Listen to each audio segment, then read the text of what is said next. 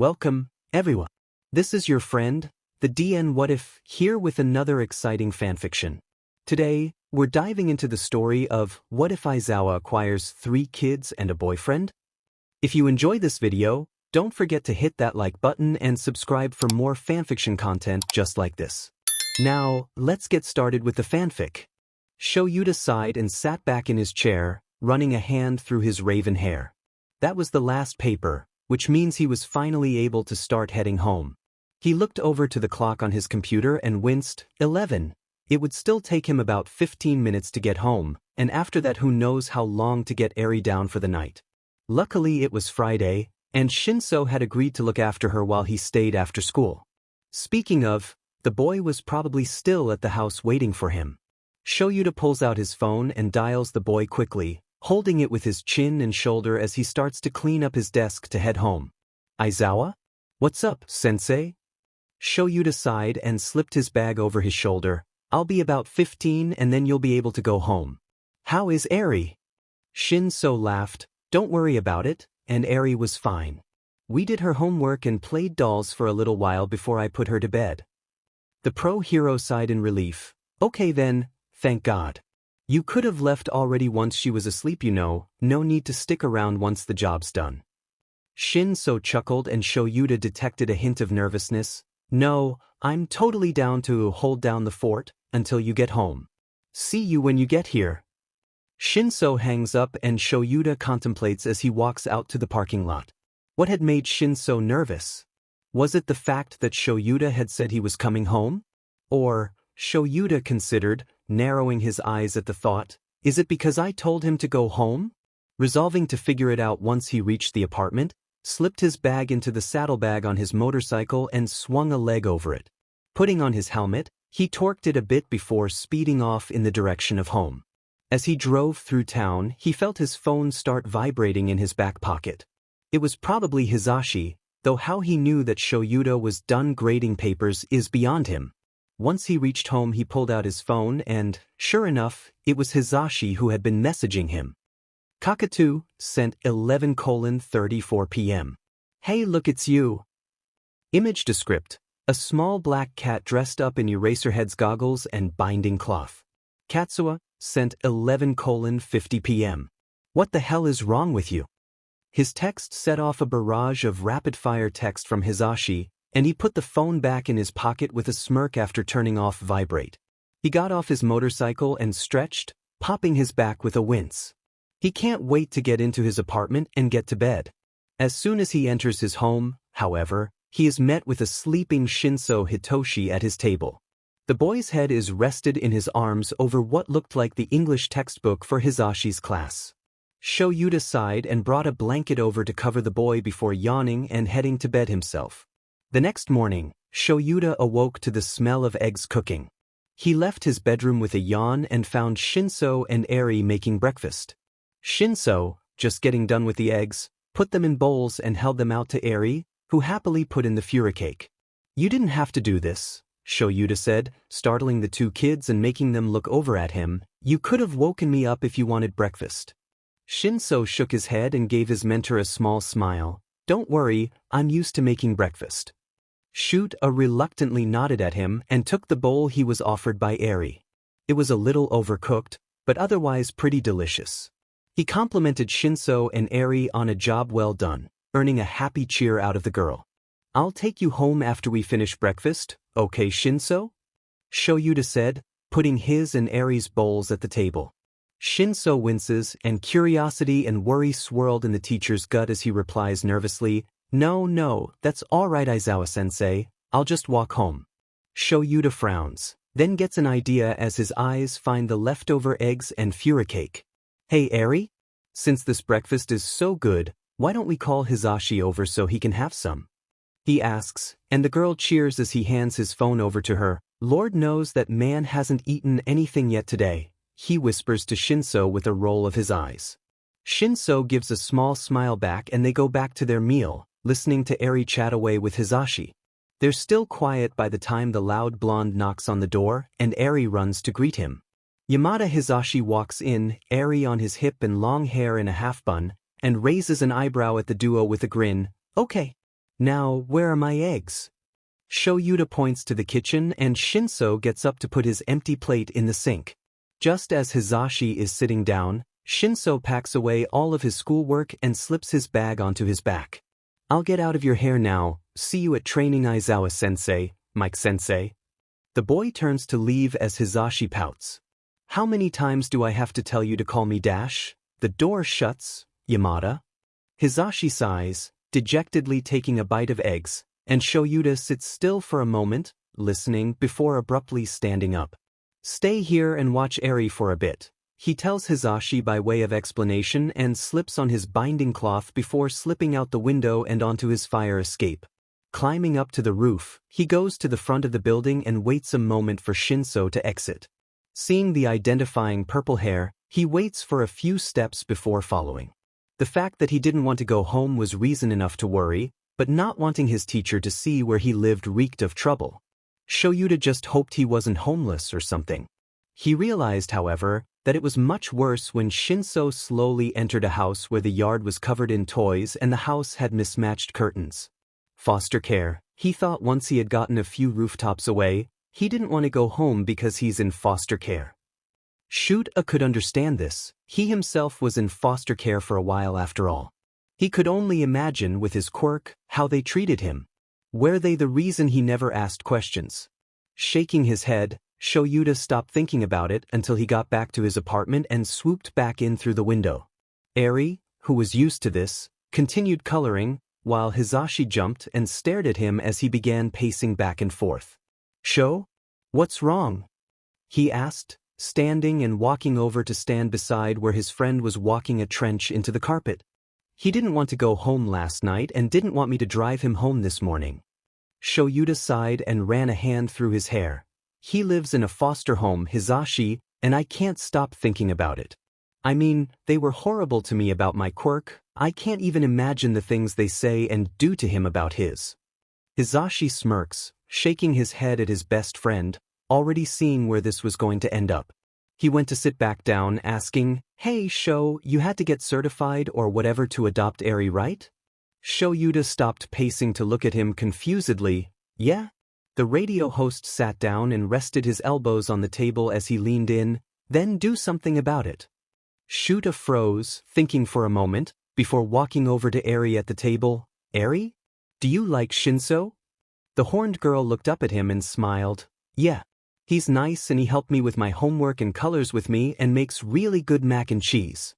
The teacher chuckled at his young ward's enthusiasm. "How would you feel if I told you he could be your new big brother?" Eri gasped and clasped her hands together in a begging gesture. "Really?" Shouta smiled down at the girl. "Yes, really." He stood up and looked around with a frown. "Though, I'm not sure how we'll all fit here." "You could always use that mansion I inherited," Hisashi pipes up, smiling wide. "It's got a ton of bedrooms, no rent, and apparently all bills are paid in full for around 60 years into the future." About a month ago, Hisashi had gotten a visit from a social worker, claiming that his paternal grandfather had passed away and left him his mini-mansion near UA since he knew Hisashi taught there. Hisashi and his moms were no idiots, so they researched and checked the guy out and everything turned out legit. Which means, Hisashi now owned a mini-mansion that was closer to his work than his current residence and was offering it to him so he could have enough room to adopt a child. Shouta surprised them both by walking over to behind his friend and practically lying on top of him, wrapping his arms around his front to turn it into a hug. "Thank you," he mumbled into Hisashi's back, causing the blonde to chuckle and lean back into him. "No problem, you know I'd do anything for you, Sho." Shouta ignored the butterflies caused by his saying that in such a fond tone by straightening up and quickly going to collect his jacket. As he slipped it on, he looked back over at Hisashi and Eri and gave a weak smile. "Could you watch her while I go to the courthouse? I want to get this over with as soon as possible." Hisashi grinned at him and winked. "I got the little listener. You go do your thing." Shouta closed the door quicker and harder than normal to hide his blush. Katsuki sent 8:40 p.m. "I almost just killed that caseworker. But I didn't cause that would have affected my adopting Shinso." Kakuto sent 8:55 p.m. "Did you just get out of the meeting with her? How'd it go?" Katsuki sent 8:57 p.m. She had the nerve to wince when she saw I was adopting Shinso and suggest I try someone else. I hate people. Kakatu sent 9:00 p.m. But not me and Eri, right? Katsuki sent 9:15 p.m. No, not you and Eri. You two are fine. Kakatu sent 9:17 p.m.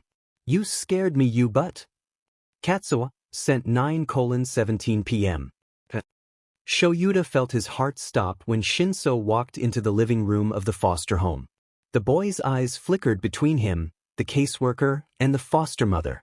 He looked slightly scared, and Shouta had to bite the inside of his cheek to keep himself from bolting over to him to shield him from these people.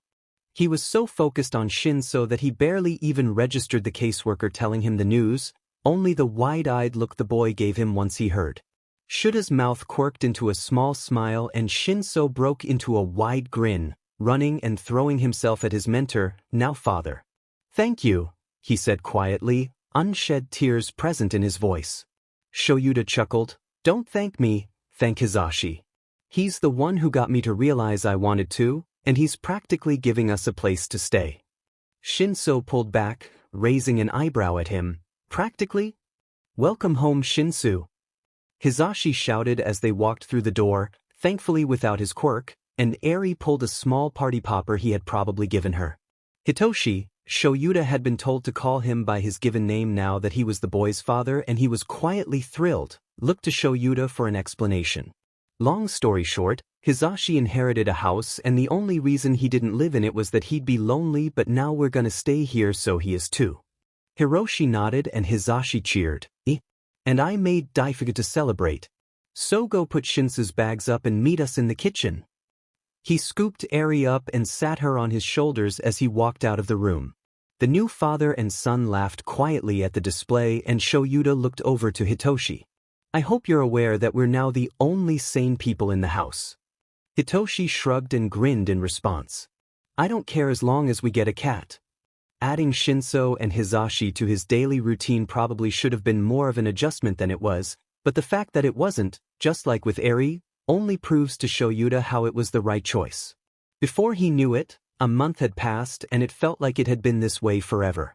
The only that had really considerably changed was the fact that they now had a cat, and the cat absolutely loved Shouta.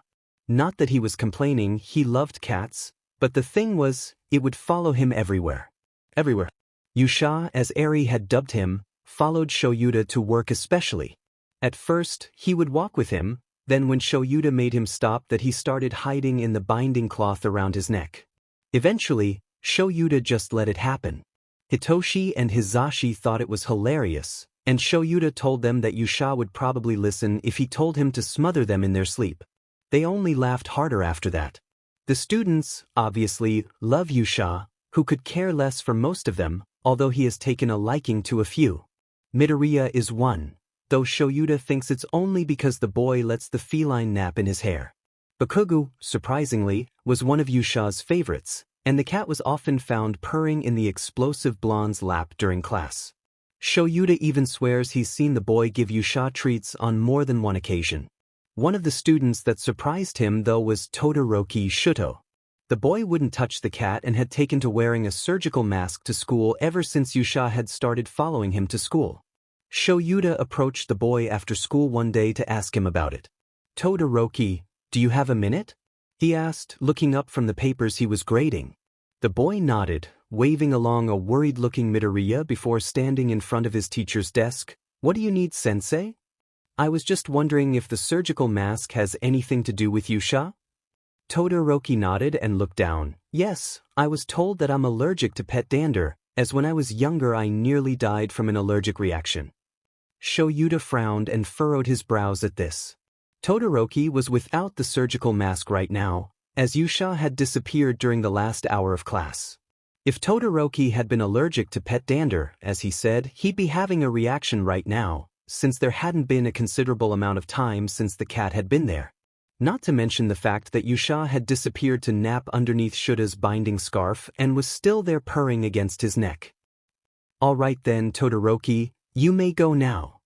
After his student had left, Shouta took Yusha from under his capture weapon and started petting the cat, frowning absent-mindedly as he thought.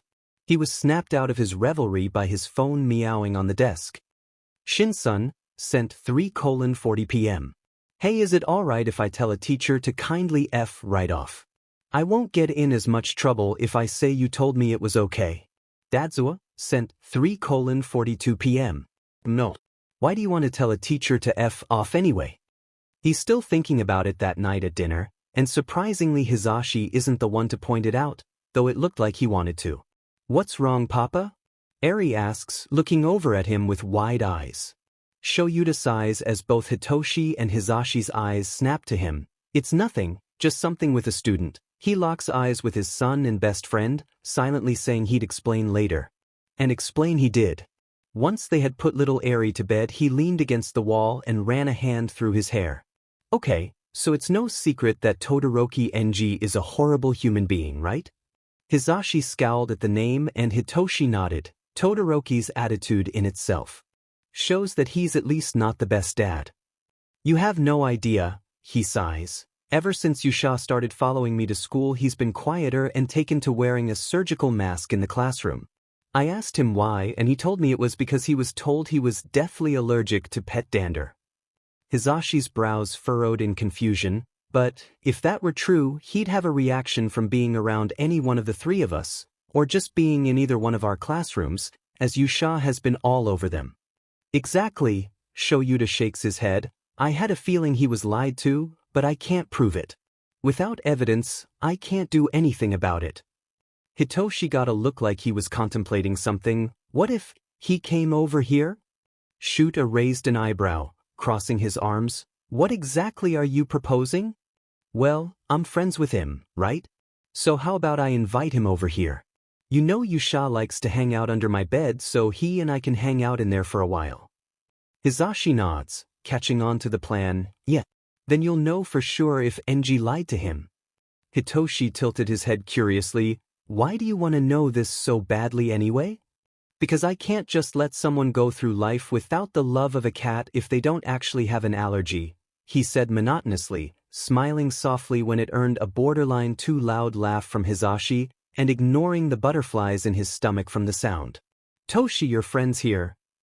Eri yelled, running from where she had gone to open the door. Shouta and Hitoshi, who were leaning against the counter, both turned their heads to Todoroki as he entered the room. They nodded their heads to him in greeting, and Hizashi said hello brightly from where he was making lunch behind them. Todoroki took one look at the pair and fixed them with a curious look. Are you sure you're not Aizawa's secret love child or something, Shinso? Hizashi burst out laughing and Shouta choked on his drink. Hitoshi, meanwhile, blushed a brilliant red and got up to drag his friend down the hall and into his room. Are you sure he's not? Because he sure as hell acts a lot like you, especially how you used to act when we were kids, Hizashi said once his laughter had subsided. Shouta only rolled his eyes and took another swig of his coffee. Oh come on Sho, he froze as a pair of arms wrapped around him from behind and Hizashi's chin rested on his shoulder. I'm only teasing.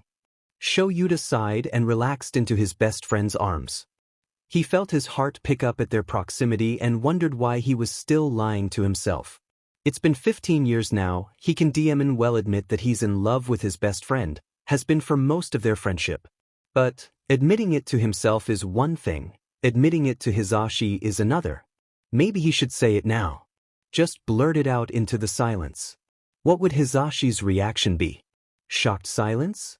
A sad, knowing smile? Should's phone meowed in his pocket, shattering the silence and any of his bravery with it. Hizashi extracted himself while Shouta sighed, taking out his phone. Shin-sun, sent 4:40 p.m. Please ignore to-do, he's a bit of a conspiracy theorist. He does the same thing with Midoriya and All Might. Aizawa, sent 4:42 p.m. I'm not entirely sure he's wrong with that one. The man is protective of him almost to a fault. Shin-sun, sent 4:45 p.m. I don't know about secret dads, but I do know he's dating his mom. Aizawa, sent 4:45 p.m. Oh really? Shin-sun, sent 4:47 p.m. Yep. I only know this because he threw an unofficial DK squad meeting and promptly flipped his sheet when he found out. Aizawa sent 4:55 p.m. DK squad? After his student left, Shouta turned to Hitoshi for a report and the boy nodded. Yusha was under my bed the entire time and Shouta was completely fine, Hitoshi said, so his dad definitely lied about it. Shouta ran a hand through his hair. That's what I was afraid of, he sighed looking over and meeting Hizashi's eyes. If he's willing to lie to his own kid, who else is he willing to lie to? And so began Shouta's investigation of Todoroki Enji. At first, he found nothing at all, and so he quickly realized he'd have to go much deeper in order to actually find something. Oh, and did he find something?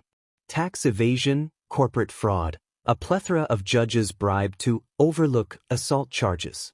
Even a restraining order against his own wife for physical and mental abuse so bad he caused the psychotic breakdown that scarred his son's face forever. Finally one night the eraser hero leaned back from his computer screen, breathing out heavily.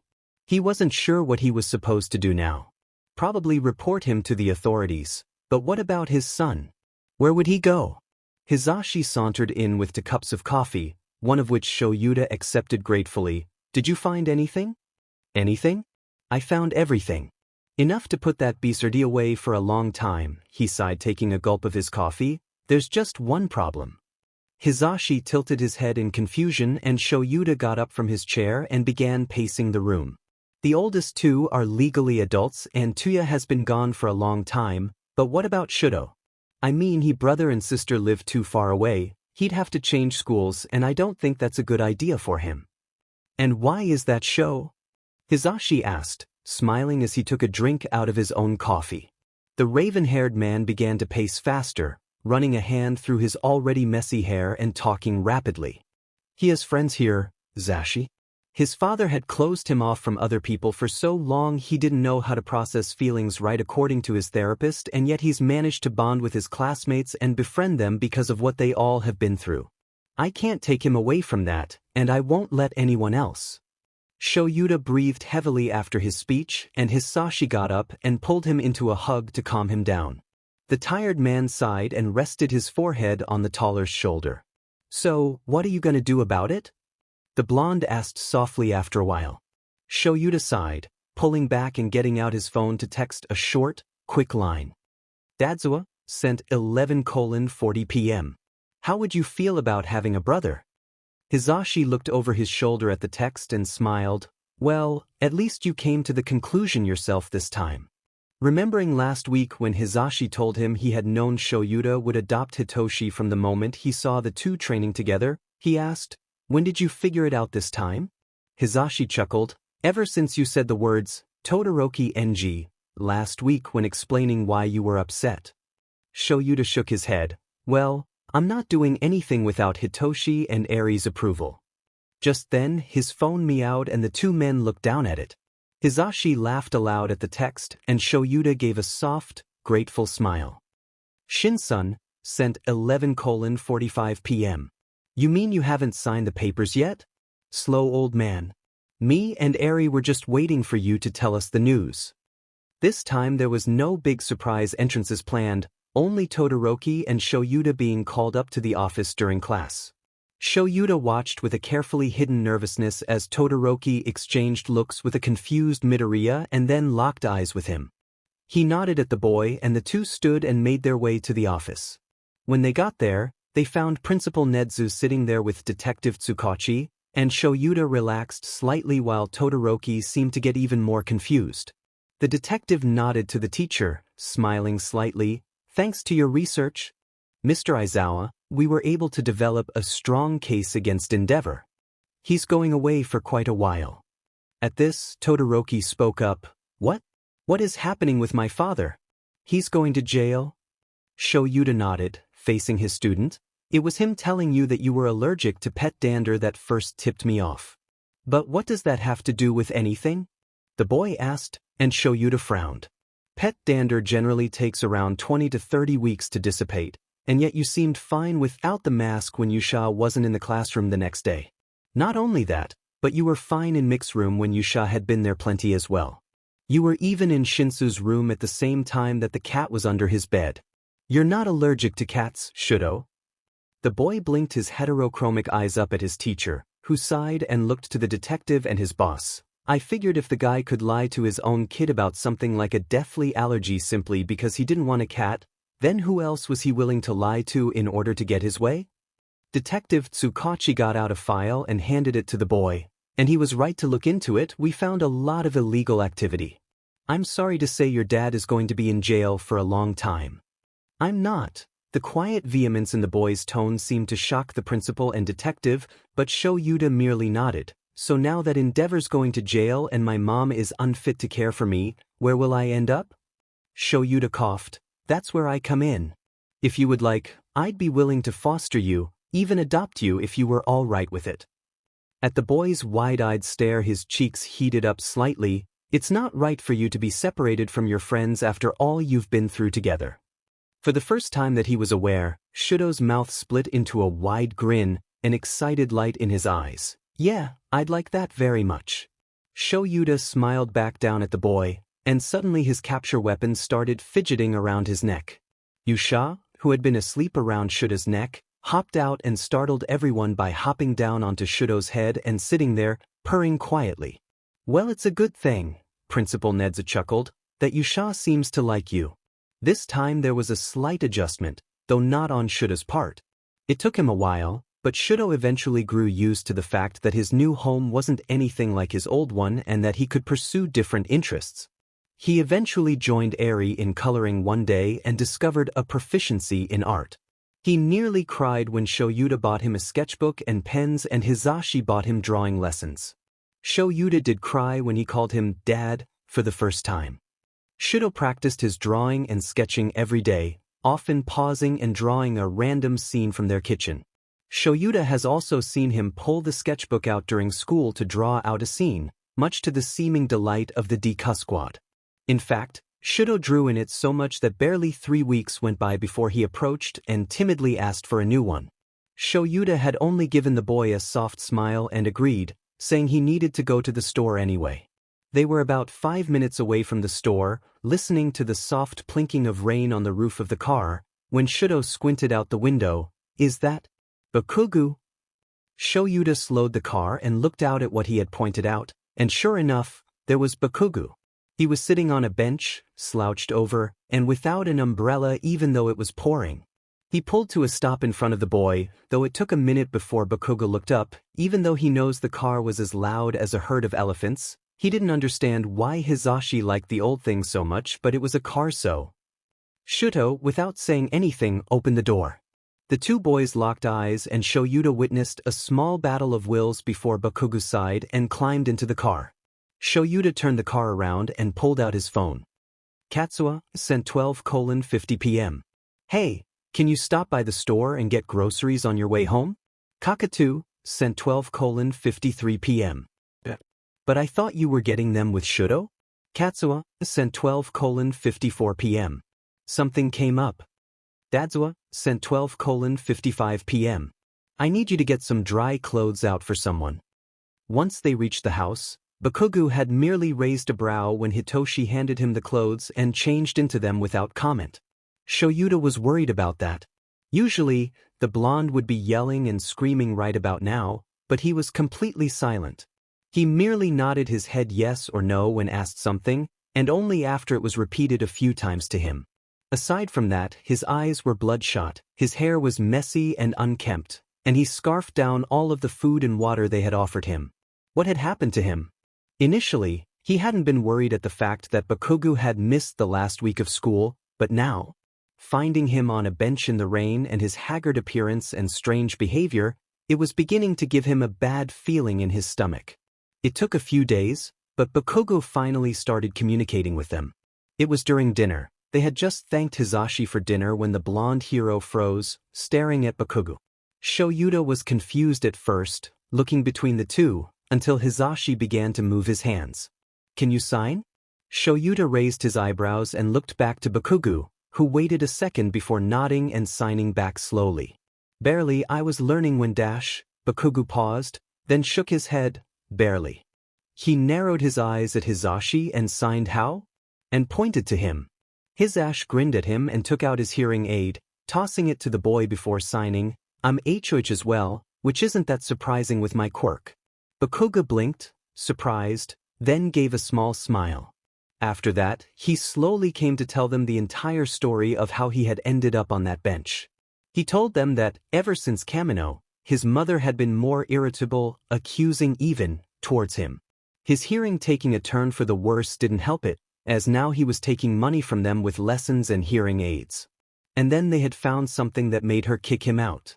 Shouta and Hizashi didn't push him on what, if Bakugo didn't want to share that then they wouldn't make him.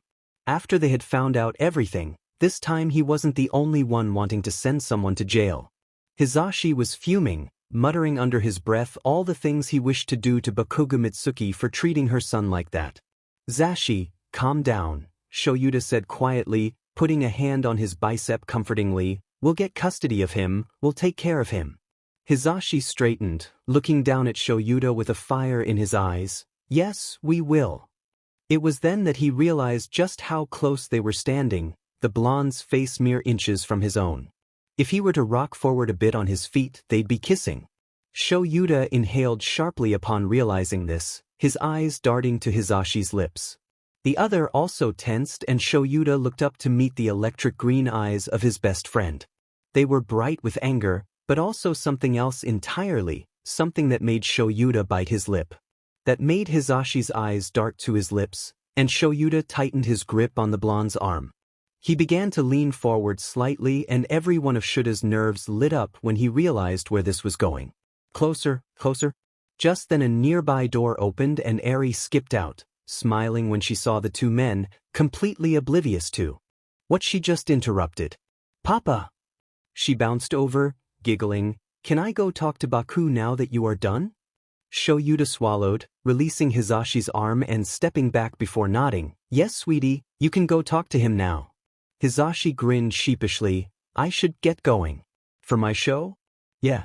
As he fled Shouta's side, it wasn't the first, or the last, time they had been interrupted like that. Getting so close to the press of lips, only to have the moment yanked away from them. Hizashi always acted like this afterward, scared and flighty, and it made Shouta think he didn't really want to kiss him at all, that he was just caught up in the moment.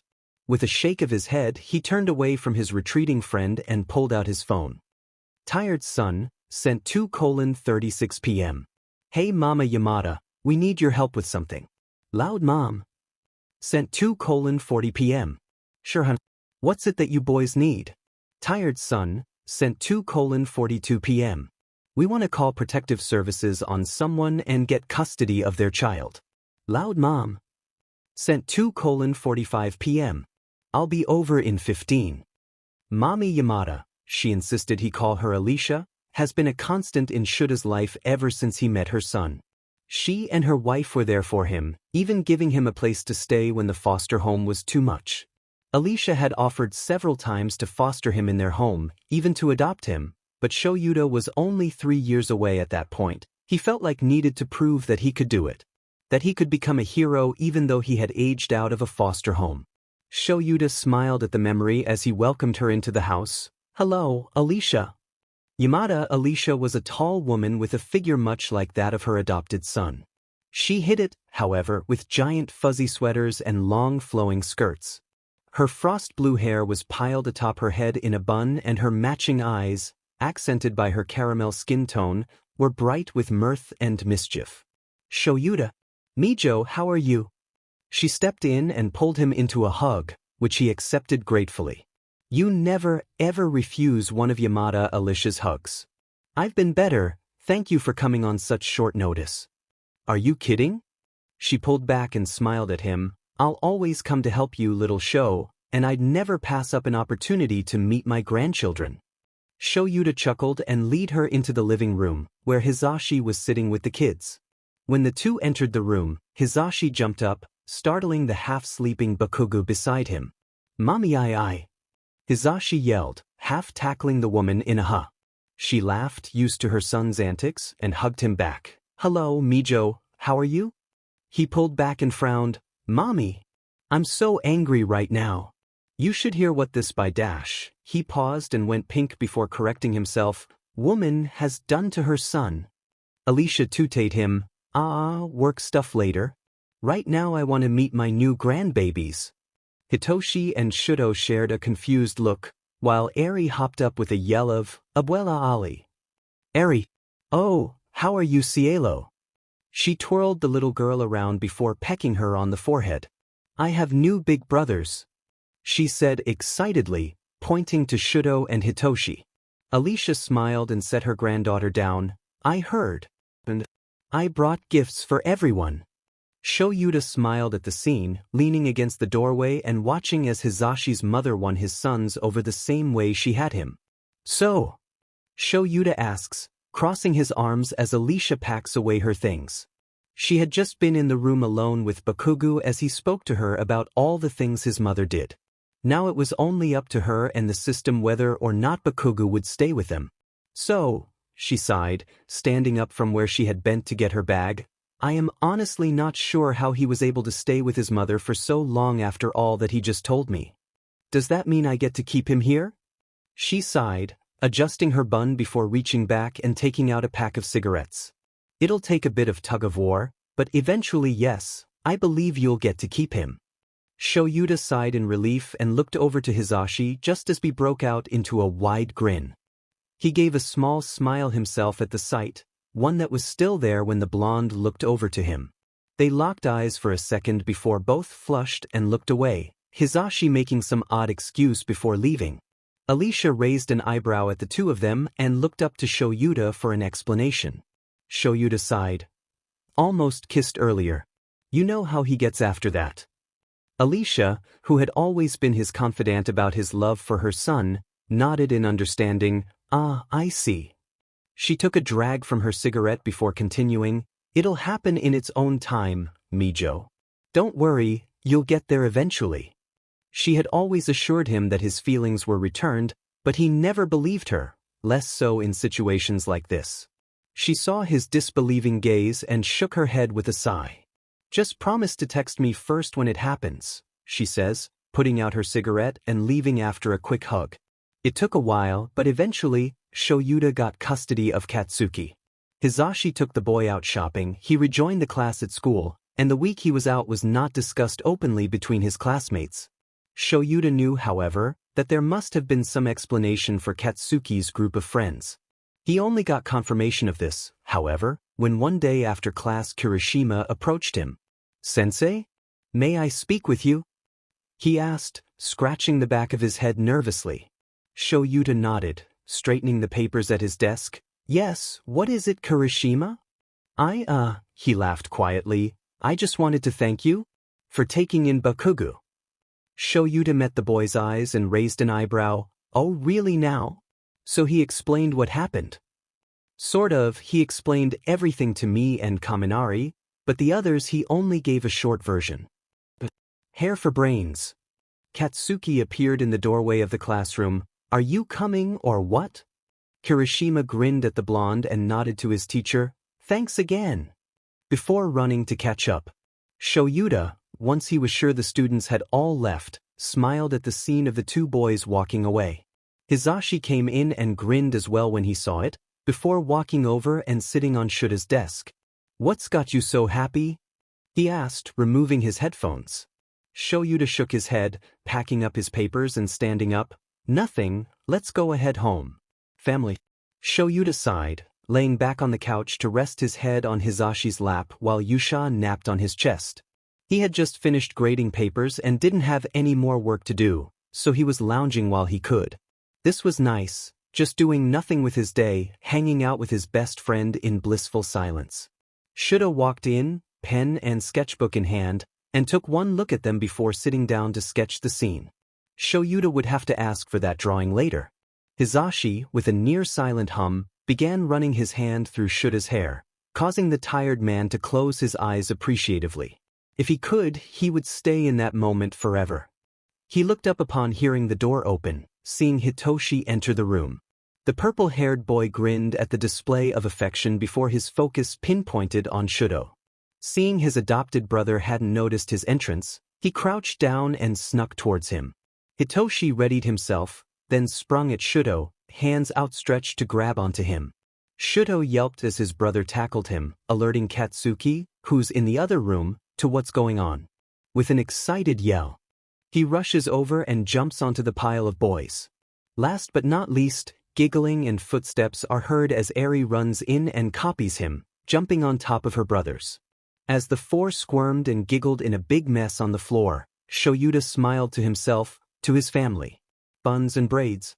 Objectively, Shouta knew that, since Hizashi also had long hair, Eri would try out hairstyles on him as well. He just hadn't thought of the ramifications of it. Shouta was frozen in the doorway, staring at the scene before him. Hizashi was sat at the island, his hair up in a bun and his glasses perched on his nose. That in itself wasn't that different. Hizashi often sat like this to grade papers instead of doing it at the school like Shouta. The detail that made him stop was that instead of the messy bun Hizashi usually sported and tested Shuta's restraint with, but a braided bun piled atop his head, with a few long strands hanging loosely over his forehead.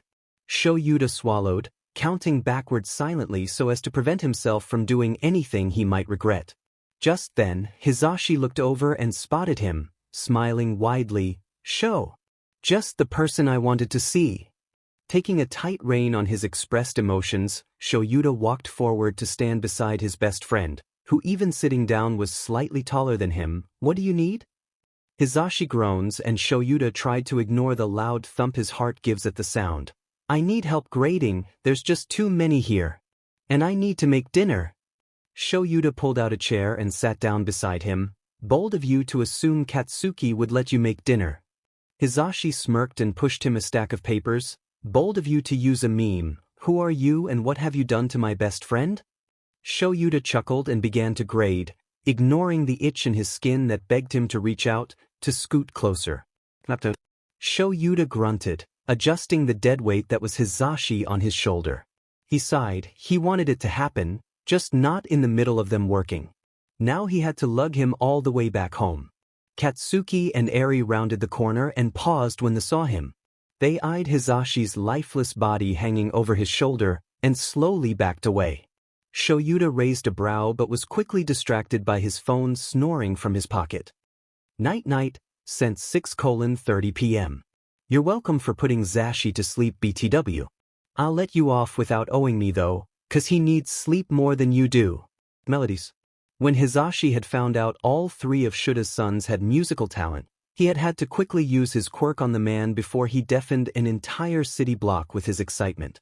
The blonde had then ushered the three of them into his car, promising to show them someplace amazing, and sped off, talking rapidly with three confused boys in the back. Shouta, of course, knew where they were going, otherwise, he would have stopped his friend before he got out the door. They were headed over to the music store he and Hizashi had often hung out at during their own school years.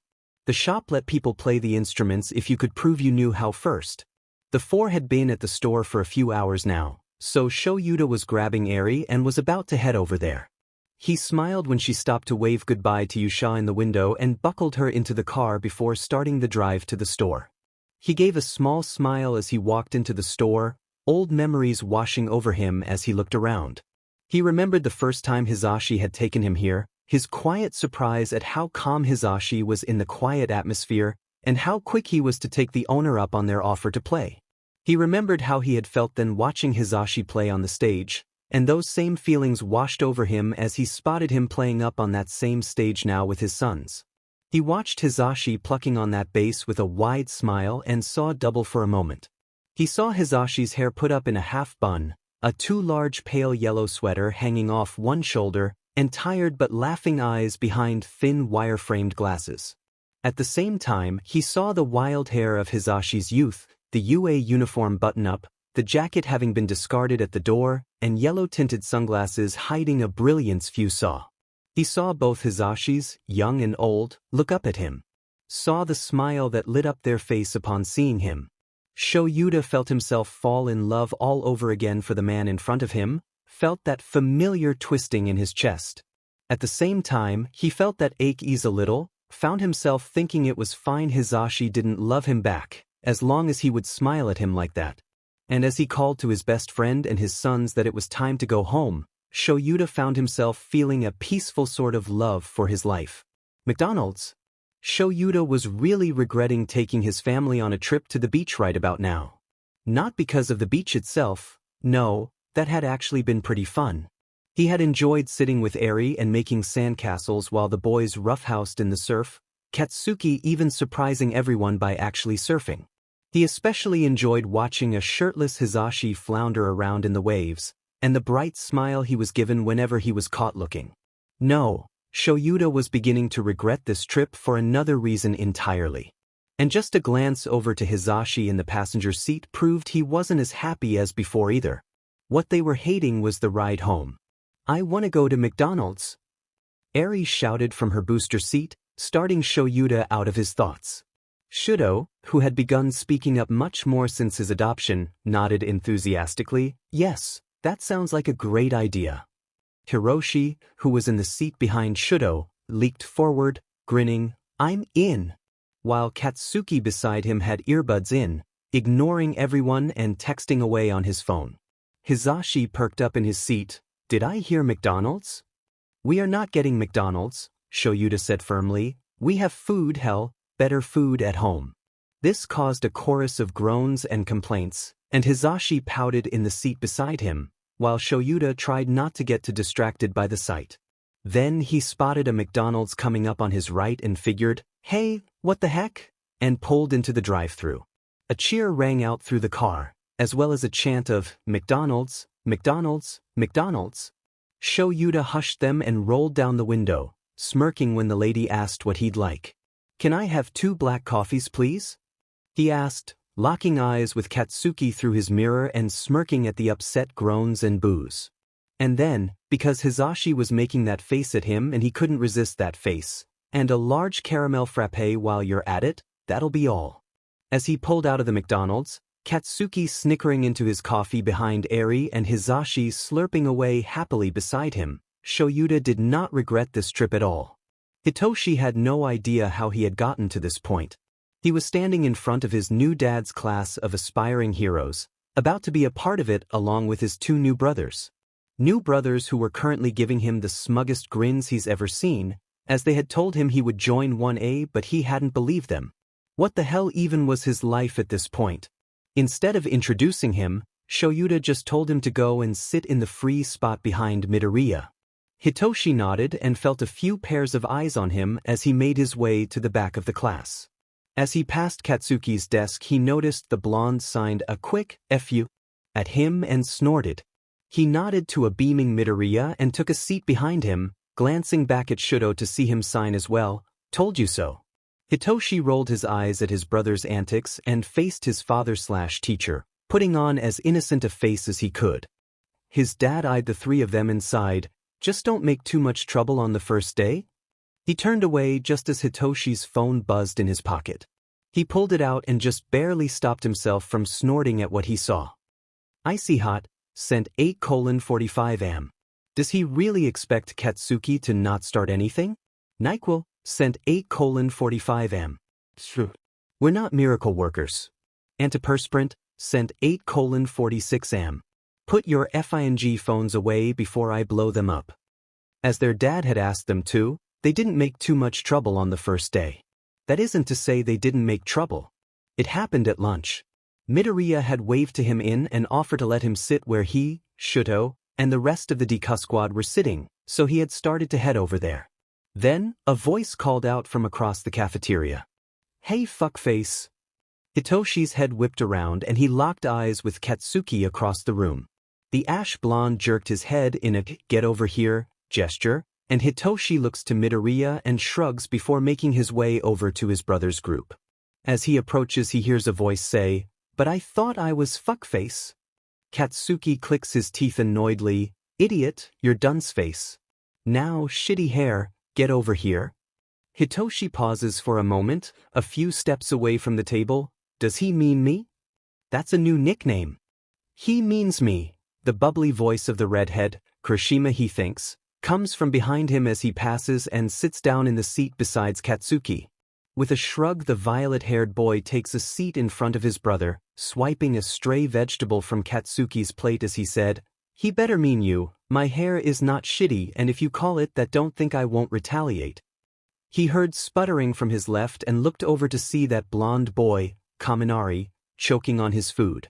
Hitoshi thumped him hard on the back, clearing his airway, and he coughed a few more times before looking up at Hitoshi with awe. Dude, you're badass. Okay, he said simply, turning away to eat and trying to ignore the way his heart had stuttered in his chest when he had met the golden eyes of the other boy. His phone thoroughly distracted him by vibrating in its place in his back pocket. He pulled out the device and smirked at what he read. The father sent 12:46 p.m. Tell your brother to stop yelling at people from across the room. In his room, Hitoshi heard Katsuki's band stop playing and sighed in relief. He was having a hard time, a harder time than usual getting to sleep lately. He had to start working even harder now that he was in Class 1A, and his father had to stop training him for fear of being accused of favoritism. Which, in all honesty, it kinda was. But either way, whether it was studying, training, or wondering why the hell that blonde boy was so determined to be his friend, Hitoshi wasn't getting a lot of sleep. He didn't understand what Kaminari's problem was, and he literally told him, fight to his face, that he wasn't looking for any friends. His family was quite enough social interaction, thank you. And yet that had only seemed to double his efforts. The blonde would talk to him at any opportunity, invite him to different things, even try and get him to listen to some music he liked. If that isn't annoying enough, he was part of Katsuki's group, which the ash blonde is practically forcing him to join. He just couldn't escape him, and even more annoying, he was starting to not even want to. I need something to drink, Hitoshi said aloud, to himself, in the empty room. He then got up and proceeded to make his way to the kitchen. If he had been paying more attention, he would have known that someone else was in the kitchen. But he wasn't, and so he didn't see the other person until he had closed the fridge, water bottle in hand. He was not expecting to come face to face with Kaminari. Hitoshi jumped and cursed while Kaminari exclaimed, "What are you doing here?" "I live here." "What are you doing here?" Kaminari gestured towards the garage. "Ugh, band practice? Wait a minute, you live here?" "Yeah," Hiroshi raised an eyebrow at the blonde. "Katsuki said he already told you guys?" "He told us he had been adopted by Aizawa, a sensei, not that you had too?" Hitoshi face-palmed. "Of course, that's just like him. Tell the bare minimum and leave out some of the most important parts." "Well, here's what he didn't tell you. Shudo, Todoroki, Katsuki, and I were adopted by Dad." "Todoroki too?" Hiroshi rolled his eyes and turned around, attempting to leave the kitchen, but was stopped by Katsuki's voice from the garage. "Is that Junior? Tell him to get the F over here, we need an outside opinion on this." Hitoshi sighs and walks into the garage, Kaminari following dutifully. He leaned against the wall boredly and raised an eyebrow at his adoptive brother. "What exactly is it that I'm giving my opinion on?" Katsuki nodded towards Kaminari. "Knockoff Pikachu over here want us to do a cover of some Western song. We need your opinion on it."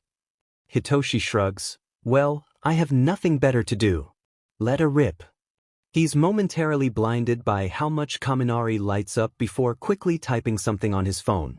He bounced over and handed the phone to Jairu, who rolled her eyes before plugging it into her earjack. "First comes the blessing of all that you've dreamed. And then comes the curses of diamonds and rings. Only at first did it have its appeal. But now you can't tell the false from the real." Hitoshi blinked in surprise when he heard the music start, and then when he heard the lyrics he turned a curious eye on Kaminari, who had his eyes closed as he listened to the song. Now, he wasn't the best at understanding English, but he'd heard this story before. Is this the story of King Midas? Yep. Tokoyami and Momo nodded, but at the blank looks he received from Jairu and Katsuki, Kaminari explained, "It's an old Greek myth about a king who wishes for everything he touches to turn to gold. He only realizes his mistake when he accidentally turns his only daughter to gold." Katsuki blinks at that, then snorts, "Of course you would know that, dunce face." "Hey!" Kaminari went red in embarrassment. "I like English lit, sue me." While they squabbled, Hitoshi was having a little moment of realization as he listened to this song. This entire time he had been viewing Kaminari as this dumb guy who has gotten off on luck, but that wasn't it at all. Kaminari had passed the UA entrance exam, after all. He tested with the very best. So he's not just a dumb guy who wants to be Hitoshi's friend. He's just a guy who wants to be Hitoshi's friend. And right now, Hitoshi doesn't see anything wrong with that. Katy Perry, sent 2:28 p.m. Kitty Pui, sent 2:34 p.m. Katy Perry, sent 2:36 p.m. Sorry. Izuku sat on my phone. Kitty Pui, sent 2:37 p.m. Oh, so that's where you are. Kitty P, sent 2:45 p.m. Izuku? Surprisingly, Hitoshi is grateful for the rock that hits his window that night. He had been having trouble sleeping and needed the distraction of another person. Hitoshi got up and opened his window to see Kaminari's smiling face. Being friends with Kaminari Denki was both everything and nothing like he'd thought it would be. Sure, a lot of it was memes and too loud laughter, like you'd expect. But sometimes it was like this. Sitting with each other in the low light, talking quietly about everything and nothing or not talking at all. Hitoshi really enjoyed these nights, 'cause he got to see a side of the blonde not many did. Now they're laying beside each other on the bed, staring up at the ceiling, some Western rock playing softly from Kaminari's phone on the desk. Kaminari himself is humming along to the song and Hitoshi is just listening contently. Hitoshi likes this side of Kaminari. Not to say he doesn't like all sides of Kaminari, but this one was definitely one of his favorites. He would ramble, quietly, about almost anything, sleepily answer any question you ask him. It was like he was high, but without the cuddliness and munchies. At some point Kaminari grabbed his hand and held it up, tracing the wrinkles on his palm with a finger. He's watching it with rapt attention, and Hitoshi is trying not to chuckle. "Shin-so, can I have your hand?" Kaminari asks softly. "Have my hand?" "Just the one." Hiroshi watched Kaminari nod his head. He's still focused on his hand. "Yeah, it feels nice, I like it." He chuckled at his spaced-out friend. "Thanks, Kami." Yeah, the blonde acted like he was higher than a kite, but really he was just tired. It was a weird phenomenon. He would arrive all hyper, but as soon as he lay on the bed he'd be sleep-drunk. He'd always fall asleep on nights like this, then Hitoshi would study him. He'd map his friend's face with his eyes, taking in every curve and hard to see freckle. It was probably creepy, but nobody knew so he didn't have to think about it. Then, when it was about time that the world started to wake up, Hitoshi would rouse Kaminari, who was impossibly a morning person, and sent him on his way. It was an odd system, but it worked. Still in the process of getting to sleep, they lay there, Kaminari still studying his hand, for about 2 more minutes.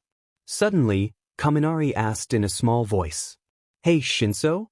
Can I hold your hand?" Maybe it was the way he had asked, but Hitoshi se in a startled breath at the question. "Sure, Kaminari," he said breathily, and even in the low light he could see his friend's face light up in a smile. Carefully, Kaminari slotted their fingers together, and Hitoshi only realized how fast his heart was going once he felt Kaminari's palm against his and worried if the other could feel it. Slowly, the boy rested their hands down on the bed between them, putting his other under his head and letting his eyes slip closed. "Night, Nsu," Kaminari mumbled, then slipped out of consciousness. Hiroshi spent that night frantically trying to slow down his racing heart, worried its loud thumping would rouse his friend. Pika Pika, sent 11:30 p.m. "Hey, I'm gonna be coming over tonight, watch for me, smiley face." Remember how Hitoshi said friendship with Kaminari wasn't all memes and too loud laughter? Well, most of it still was. Case in point? Right now the blonde was scream-singing along to a Western song Hitoshi only knew because of the meme. "Somebody once told me the world was gonna roll me, I ain't the sharpest tool in the shed." Kaminari screeched, along with Mina and Siro. "Yeah, no kidding," Katsuki snorted from where he was sitting nearby, leaning against Kirishima, who paid him no mind as he watched their friends with a shark-like grin. Hitoshi only shook his head, watching Kaminari with a fond smile. He snorted when the three started doing stupid meme dances, eyeing the blonde specifically. "Yo, Junior, just ask Dunceface out already, this is getting ridiculous," Katsuki called from his spot a few feet away. Luckily, The music was loud enough the three dancers couldn't hear what he had said. Hitoshi felt himself blushing as he retorted, "You're one to talk, Katsuki." He didn't understand what his brother was on about. Sure, he and Kaminari had gotten much closer since the night the two had fallen asleep with them holding hands, but that didn't mean anything, did it? Hitoshi looked up and watched Kaminari dance to the best of the song, smiled when he saw the boy's eyes practically sparking with glee. He'd get up there and dance with him himself if it kept that spark alive there. Hitoshi blinked and his jaw dropped in shock, and Katsuki snorted where he was a few feet away. Holy shit, he thought to himself, his heart stuttering, I like him. From his spot in the doorway, Shouta watched his son realize he was in love. Well, he didn't realize it was love yet, but he finally recognized something was there. He hadn't realized how much he and Hitoshi were alike until he'd seen the boy with Kaminari. He had seen the boys sitting together at lunch, watched as Hitoshi snatched some junk food off of the other's plate and replaced it with something healthy, and he could almost hear the lecture he was getting. It had been exactly the same when he and Hizashi were in school. Shouta looked back to where said man was dancing around the kitchen and hoped Hitoshi had more courage than he did. This house is AF nightmare. Aizawa. Alright, I'm on my way home, what should I pick up for dinner? And Zashi stopped changing everyone's names. Papazashi. McDonald's. And never. 3C. Shosun. Never make that face again. Kitoshi. B-button blood type lease. Shosun. Can we have soba? Aizawa. If Katsuki agrees to make it, I'm going to pass out as soon as I get home. Kitoshi. Valid. Shosun. At Katsuki, can you make soba? Katsuki. Can you find? As long as you don't breath down my fucking neck like last time. Shosun. Laughing face. Katsuki. The fact that you're doing laughing face, even though I know that you're starting at your phone blank-faced, is creepy. Shosun. Suffer. Also, why am I the only one who has son in their name, while Hitoshi and Katsuki have kid? Papazashi. Because I was running out of ideas, okay? There's no way to fit kid into your name, Shudo. Kitoshi. Valid. Aizawa. So am I stopping at the store on the way home or not? Katsuki. Katsuki Katsuwa. Katsuki. I can't even believe you. Katsuwa. What? Katsuki. I can't even believe you. You took my one. What? Redeeming quality. Katsuwa. What redeeming quality? Katsuki.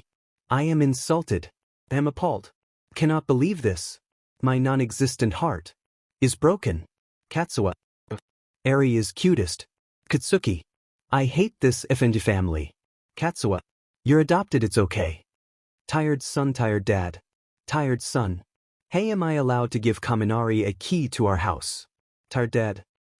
Tired son. Tired dad. Because I said so. Tired son. That's not an answer. Tired dad. Because I don't want everyone in the class having a key to our house. Tired son. I don't have a key. Tired dad. Like I said, I don't want everyone in the class having a key to our house. Tired son. But Katsuki has a key? Well, he usually sneaks into my window anyways. Tired dad. Mute shout. The big lady is here. Shout. Well, that's not nice. We don't have to make fun of her. Uneasy face. People come in all different shapes and sizes. She kills bugs. Shout. I'm going to marry her. She's probably gay. Shout. Perfect. I'm probably gay too. Yes and no, just no. Yes and no. Dad? Did you die? Just no. Yes and no. Fantastic. Am allowed to die. My shot hit or miss. My shot. How's Katsuki doing? Hit or miss. He said horrible. But the swelling has gone down. He's curled up to Kiri. And he's drinking ice cream soup. My shot. Hit or miss. Just fine. A knife. Happy Father's Day. You're not a sheet dad. Wow, you remembered. A knife. I may be your least favorite child, but I have the best FNG memory, I'll tell you that. You're not my least favorite. I dislike you all equally. Except Eri. He's my favorite. A knife. That's fair. Junior copy. Junior. Midoriya is here. Tell him to go home. Junior. I meant to send that to Show, but I'll pass on the message. Don't tell dads. Anger issues. I lost Eri. How TF did you lose her? Attached to your hip at all times. Anger issues. I looked away for a second to get her a band-aid and she's gone. Wait, why did she need a band-aid? Anger issues. She fell and scraped her knee. But that's not the F point. She's gone. Daddy issues. No, she's not. She's with me and Izuku. Anger issues. How the hell? Daddy issues. We found her in the infirmary. Apparently you were taking too long, so she took it upon herself to get a band-aid. At least she's not lost. Zashi Showtime Hearts. Zash. I'm at the store now. Heading into the war zone. Showtime Hearts. Good luck, soldier. Zash. Thanks, General. Oh. What am I getting here? Showtime Hearts. Shrooms. Zash. Showtime Hearts. Mushrooms for the spaghetti tonight. Zash. Showtime Hearts. We have Tensei to get us drags. Zash. The fun dad, the tired son. The fun dad. Tell your brothers to do the chores I left for you. The list is on the fridge. The tired son. We're doing them. The fun dad. Good. I don't want to have to lock you three in the attic again. The tired son. That was an accident. And only for an hour. The fun dad. Called my bluff, tongue sticking out. Off button always on. Off button. Are you still at the school? Always on. I'm tutoring my idiot friends. Off button. Zashi was getting worried. Always on. Tell him I died. Off button. Has Kaminari left yet? I'm in the bathroom now. I'm about to take a shower. Gotta wash the gay away. But then there'd be none of you left. Junior copy. Junior. Eve been thinking. A dangerous pastime. Junior. I think I'm gonna ask Cammy out. Junior. Off button always on. Off button. Katsuki. I need you to do something for me. Off button. Or not. On button. Damn it, Katsuki. Always on. I was in the diamond shower. Off button. Too late. Did it myself. This house is AF nightmare. Dadzawa. I'll be back in half an hour. Is the house still standing? Kitoshi. Define standing. Shosun. It was an accident, Dad. I swear. Katsuki. I told you not to if you try it. Shosun. In my defense. I didn't know it would blow up like that. Papazashi. Kitsutoshi. Sho tried to cook one of those pans of popcorn on his hand. And it blew up. Dadzawa. Damn it, guys. I left for an hour. Don't tell dads. Anger issues. Hitoshi, turn off that goddamn meme music. Daddy issues. It is kinda loud. Well, sorry. It was Cammy that put it on anyway. Daddy issues. Hitoshi. Anger issues. Team man up and ask Dunceface out already, damn it. It's not that easy. Daddy issues. Really is though. Anger issues. Just walk up to him and say, hey, IFNG, like, you okay? If it's so easy, why haven't you done it? Daddy issues. He's got you there. Anger issues. TFU, you bottom. Daddy issues. Right back at you. Anger issues. Well, at least I'm a power bottom. This house is AF nightmare. Dadzawa. I can't believe this. I let you into my home and this is how you repay me? Betrayal. Shosun. It wasn't me. Kitoshi. I plead the fifth. Katsuki. This isn't Tiffing America, the whole. And it wasn't me either. Papazashi. What's going on, guys? Kitoshi. Someone ate Dad's last jelly pouch. Katsuki. And he's effing said about it. Papazashi. Oh. Dadzawa. Zash. Shosun. Katsuki. Capital letters. Kitoshi. You're in for it now, Zashi. Papazashi. In my defense. I didn't know it was the last one and I only wanted to know why you like them so much. Dadzawa. Zash. Papazashi. I'll buy you more. I'll buy them for you for the rest of the year. Dadzawa. But. Katsuki. Whip chapter text. Everyone had their own ways of venting or coping with things. Hitoshi's dad slept anywhere and everywhere. Hisashi had his music and his radio show. Katsuki ranted while Shuto just didn't. Hitoshi talked to his cat. He knew it was weird and not entirely sane, but it was something he's been doing ever since the home. He'd sneak up to the roof and talk to the stray cats that hung out up there. They were better listeners than those in the house below. So that's one reason why he had insisted on getting a cat when he moved in. He trusted cats to keep his secrets, and maybe he had some lingering fears that this wouldn't last. He was over that now. Mostly. But either way, that was the reason he had snatched up Yusha as soon as he got home and carried him to his room, setting the cat gently on the bed before flopping down next to him with a groan. "I'm telling you now, I'm probably going to be dead by the end of the school year," he mumbled into the bedding. Yusha meows softly and walks over Hitoshi's back, demanding in his own cat way for Hitoshi to roll over and speak clearly. With another groan, Hitoshi does just that, and Yusha curls up on his chest as he starts to speak. It's just, he's so nice. Like, I had thought his whole stubbornness to become my friend had been to prove to me that he could, but he just wanted to be my friend. He'd do it for anyone. Hitoshi sighed and began scratching Yusha's head absent-mindedly, but that's the thing, he'd do it for anyone. I saw him today chatting in English with that one girl from 1B, Pony. I asked him about it and he says he's one of the only ones she can have a full conversation with in English. Hitoshi closes his eyes. Am I in over my head, Yusha?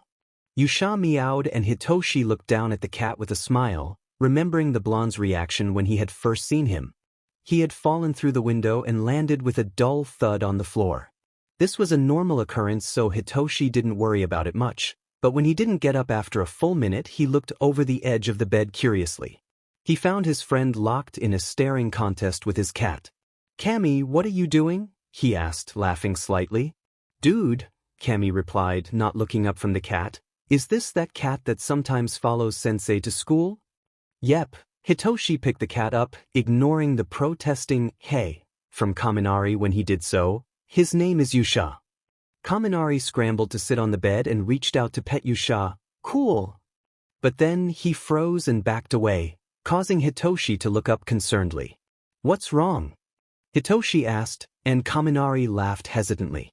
I used to not be allowed to touch any people or animals for fear I'd shock them, so I'm kinda wary about touching new things."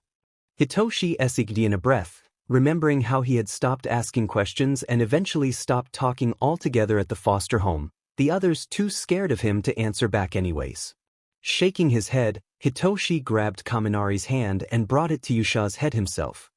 He petted the cat with Kaminari's hand for a while until the boy started to do the motion himself, exclaiming at how soft his fur was. Hitoshi smiled at the memory, scratching Yusha under the chin and earning a loud purr in reply.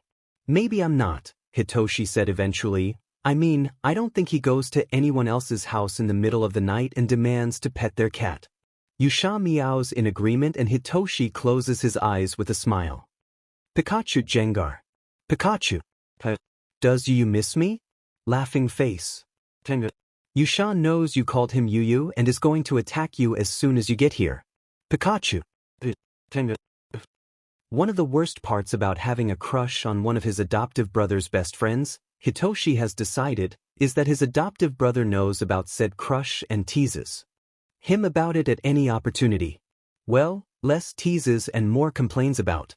"Jesus effing Christ, Jr., are you ever going to tell Sparky how you feel?" Katsuki asks after one of his band practices, Hitoshi having come over to watch and hang out. "That's none of your business, Pop Rocks." Hitoshi crosses his arms stubbornly. Katsuki growls, "It's my business when I have to sit through your FNG heart eyes during practice." Hitoshi sighs before flopping down on the couch they had in the garage for some reason. "It's not my fault he looks adorable when he's having fun jumping around during your practices." Katsuki groans, "It's not that effing hard." "You're a hypocrite and you know it, Katsuki." The boy goes red and looks away, and they spend the next few minutes sitting in silence, Hitoshi sulking and Katsuki fuming. After a while, Hitoshi sighs and maneuvers himself into a sitting position. "Sorry man. I know it's a sore subject, emotions and all, it's just hard." He shakes his head, then squints over at Katsuki. Why do you care so much about me confessing to Kami anyway? You aren't even this hard on show about Midoriya, and he's been pining since the sports festival. Katsuki wrinkles his nose, 'cause knowing them they'd be disgustingly affectionate and I don't want to walk in on icy hot macking on Findeku. Hitoshi raises an eyebrow at his brother, but you do want to walk in on me and Kami. Macking on each other? No. I don't think no. He pauses for a minute before sighing. You two are happier when you're together. Hitoshi blinks. So you want us to be happy? Katsuki rolls his eyes, sitting on the couch next to him. Well yeah. Pikachu's effing annoying when he's all mopey. Did you see him last week when FNG soy sauce ate his last popsicle? It was like it was a FNG tragedy or something. He looks over and to see Hitoshi smirking, it almost sounds like you care about him or something. Katsuki's face pinkens and he looks away, palms crackling softly. That's effing ridiculous. Why the F would I care about that idiot? The smirk grew to a grin. You totally do. You care about Kaminari and me too. Katsuki growled. Shut the F up before I blast your butt into next week. Hitoshi practically cackles at him. I love you too, Katsu-kitty. Katsuki lunges for him but Hitoshi is already up and running away, laughing and nearly bowling over Shuto in his haste to get away. Espion Jolteon. Espion. Hey, when you come over can you charge my phone for me? It's almost dead and I lost the plug-in. Jolteon. Is that all I am to you? A portable charger? Espion. Pretty much. Jolteon. Oh. It was Saturday morning. They had stayed up until 2 last night binging horror movies, and now it was 7 and Shoyuto was trying to make eggs. It was a recipe for disaster, but Hitoshi was frankly too tired to care at that moment. Hey, Dad? When he answered with a mumble, Hitoshi asked, how have you dealt with your feelings for Hizashi so long? Shoyuta paused and was quiet for a long time. He went and grabbed a large cup of coffee, pouring a suspicious clear liquid into it, before sitting down beside Hitoshi. Hitoshi, you cannot be like me and hold in your feelings for 15 years, he said firmly, and before the boy could respond he held up a hand to stop him. No, listen to me. I'm not saying you can't as in you're not capable of it, I know you are. You're too much like me for your own good, he shook his head. I'm saying you can't because I don't want you to go through the same things I have. The uncertainty, the pain, the unintentional heartbreak. Hitoshi looked up at his father, raising a brow. Unintentional heartbreak? Shoyuta smiled bitterly. Zashi is famous and good-looking. I've had to deal with that a lot, unfortunately. Hitoshi winced in sympathy and looked down at his lap. I really like him, and I don't want to mess this up. Shura took a long drink from his coffee and leaned back in his chair. I understand that feeling. One of your first friends and now your closest. Don't want to lose him if it all goes south. Hitoshi nodded, sighing, yeah, that sums it up. I've been there, I'm still there. But, if you have even half as many people telling you to go for it as I do, I say you should take the chance.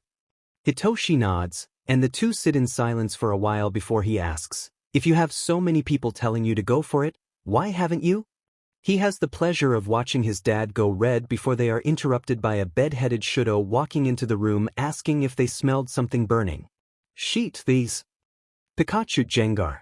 Pikachu. I need a ride. Are you free, RN? Tenga. Yep, just tell me where you need to go.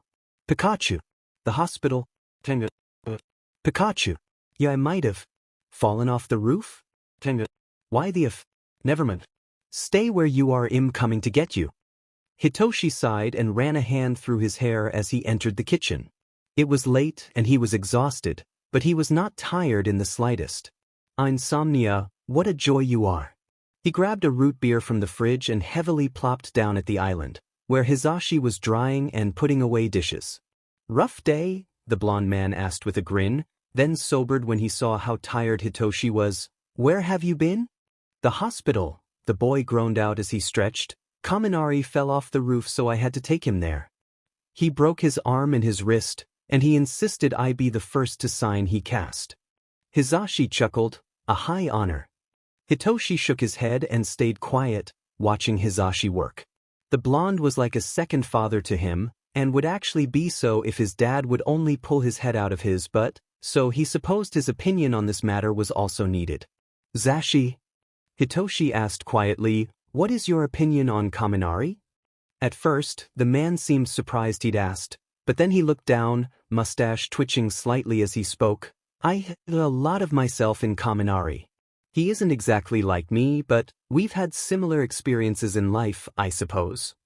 "How so?" This wasn't what he had really meant. He really wanted to know if the man would be totally against him dating the boy, but now he was curious.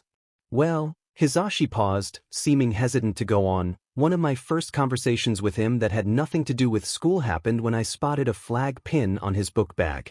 I saw that we had something in common, and so I approached him." Hitoshi blinked and furrowed his brows in concentration, trying to figure out what exactly Hizashi was trying to say without saying it. He knew that Kaminari had 2 pride flag pins on his book bag, one the bi flag and one the trans flag. He also knew Hizashi wasn't bi, as the man screamed very often and very loudly about how unfair it was to be pan in a place full of hot people. So that meant... Hitoshi's eyes widened for a moment in understanding before he looked up at Hizashi, giving him a small smile and nod. "Go on." The blonde smiled gratefully at his pseudo-son before continuing, "Besides that, I can see myself in him in other ways as well. We're both loud blondes and are often thought to be dumber than we are. We're both fluent in English and have a preference for Western music." He laughs hesitantly before continuing, "And we both have a quirk that, should we lose control, could kill someone." "But you also gave enough self-control so that you won't," Hitoshi interrupts. "Hell, I've seen Kaminari use his to charge his phone, which actually takes a lot of precision and control." The man laughed lightly. "You don't have to convince me of the boy's skill, Hitoshi. He's number 1 in my class for a reason." He puts away the last glass and walks around to sit by Hitoshi at the island. "I'm beginning to guess the reason behind this sudden inquiry of what I think." Hitoshi bit his lip. "Would you particularly care if I maybe asked him out? Brought him home one day and introduced him as my boyfriend?" Hizashi grinned at him, and he found himself wondering if the man had ever asked his own parents that same question about his dad. If they had smiled knowingly as he stuttered through the question, and taken bets on how long it would take before it happened. He also wondered if they were ever disappointed it never did. "Espion Jolteon. Espion. How's the arm doing?" "Jolteon. Still works. I just can't use it for a while. Thanks for the ride to the hospital BTW." "Espion. He-man. Hey, there's some stuffy event happening this weekend that I'm being dragged to. Wanna be my +1? Jolteon. I'd love to, but I can't." Sad face. "Mina and I are going out to surprise our old dance instructor for her birthday." "Espion. Valid. Maybe next time." Hitoshi sighed and sipped from his glass of water boredly, really wishing that he wasn't there at that moment. Not only was it a stuffy adult party, it was a rich, stuffy adult party, which Hizashi had told them was infinitely worse. The man had disappeared not long after they arrived, finding the older Ida brother and practically latching on to the familiar face. Shudo had done the same when he spotted Yaoyorozu had stepped over to say hello. Eri, unfortunately, had gotten sick earlier that day, so his father was stuck home taking care of her. Katsuki, on the other hand, was off visiting his cousin with Kirishima. And so Hitoshi was left to fend for himself in this sea of rich, as Katsuki would call them, extras. Rather than deal with the group of rich girls that he could see were slowly migrating towards him, he ducked into a side room to escape them, which turned out to be a room filled with plush couches and tables. This was probably a sitting room that had no purpose except to show they were rich enough to have one. "Hello, Shinso." Hitoshi jumped and spun around, only to see Ida and Shiro sitting on one of the couches, Ida with an arm around Shiro, who was leaned up against him comfortably. It seemed as if the two had also opted to escape the party here. Hitoshi hadn't yet agreed to hang out with Katsuki's friends when these two go together, but apparently it had been a pretty big deal for the squad. Not only did it bring them and the DK squad, what was with his class and squads, together, but Shiro had been mooning about the class president for months, so they were very happy that was over. Hiroshi gave the two an awkward smile. "Hey guys. Sorry, I was just looking for a place to wait out the party. I can go somewhere else."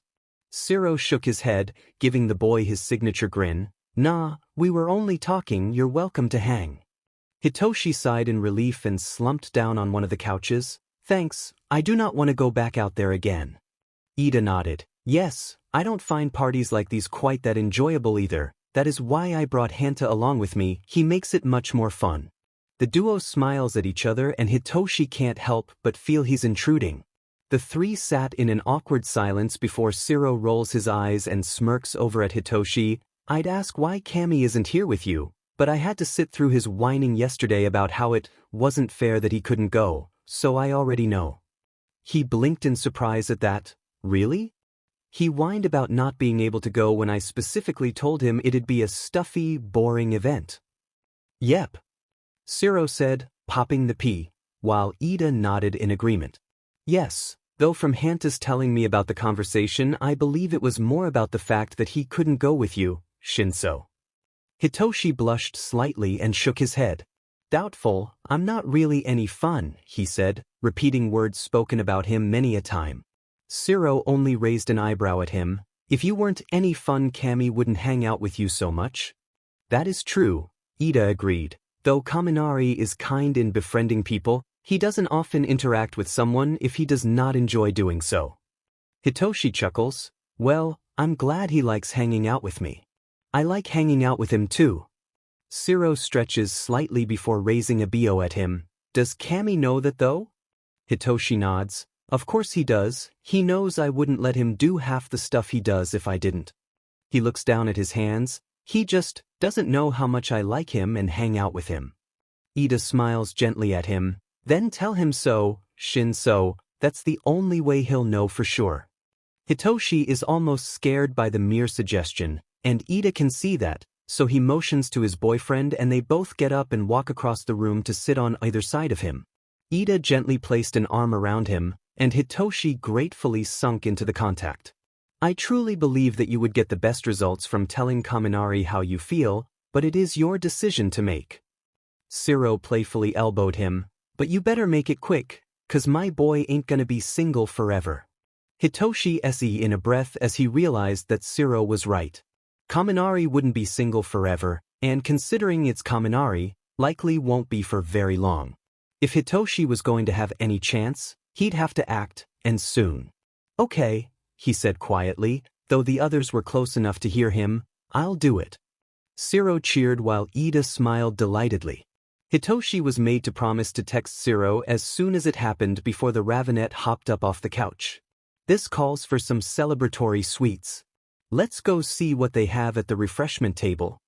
And so the three set off to find sweets. Even as they did that, however, Hitoshi's mind was abuzz, wondering and hoping about what Kaminari's reaction to his confession would be. Pikachu Jengar. Pikachu. Hai. Kuidopyu. Tenga. Pikachu. A literal board utak mitgak yui leaks ms. Tenga. Kami? WTF? Are you high on? Pikachu is calling. Accept decline. Hitoshi is an insomniac, that much is a well-known fact. He is used to himself being up late on his phone or maybe playing with Yusha. What he is not used to is someone else being awake at and texting him. So, Hitoshi was confused and frankly a little scared by the texts he had received, but to say the call startled him was an understatement. He yelped and dropped the phone, but was quickly able to catch it before it hit the ground. After a second of hesitation, he answered the call and was immediately greeted by a very loopy Kaminari. He Shinso. Well, that explained the text then. Hitoshi shook his head, laying back on his bed. Kami? Are you high right now?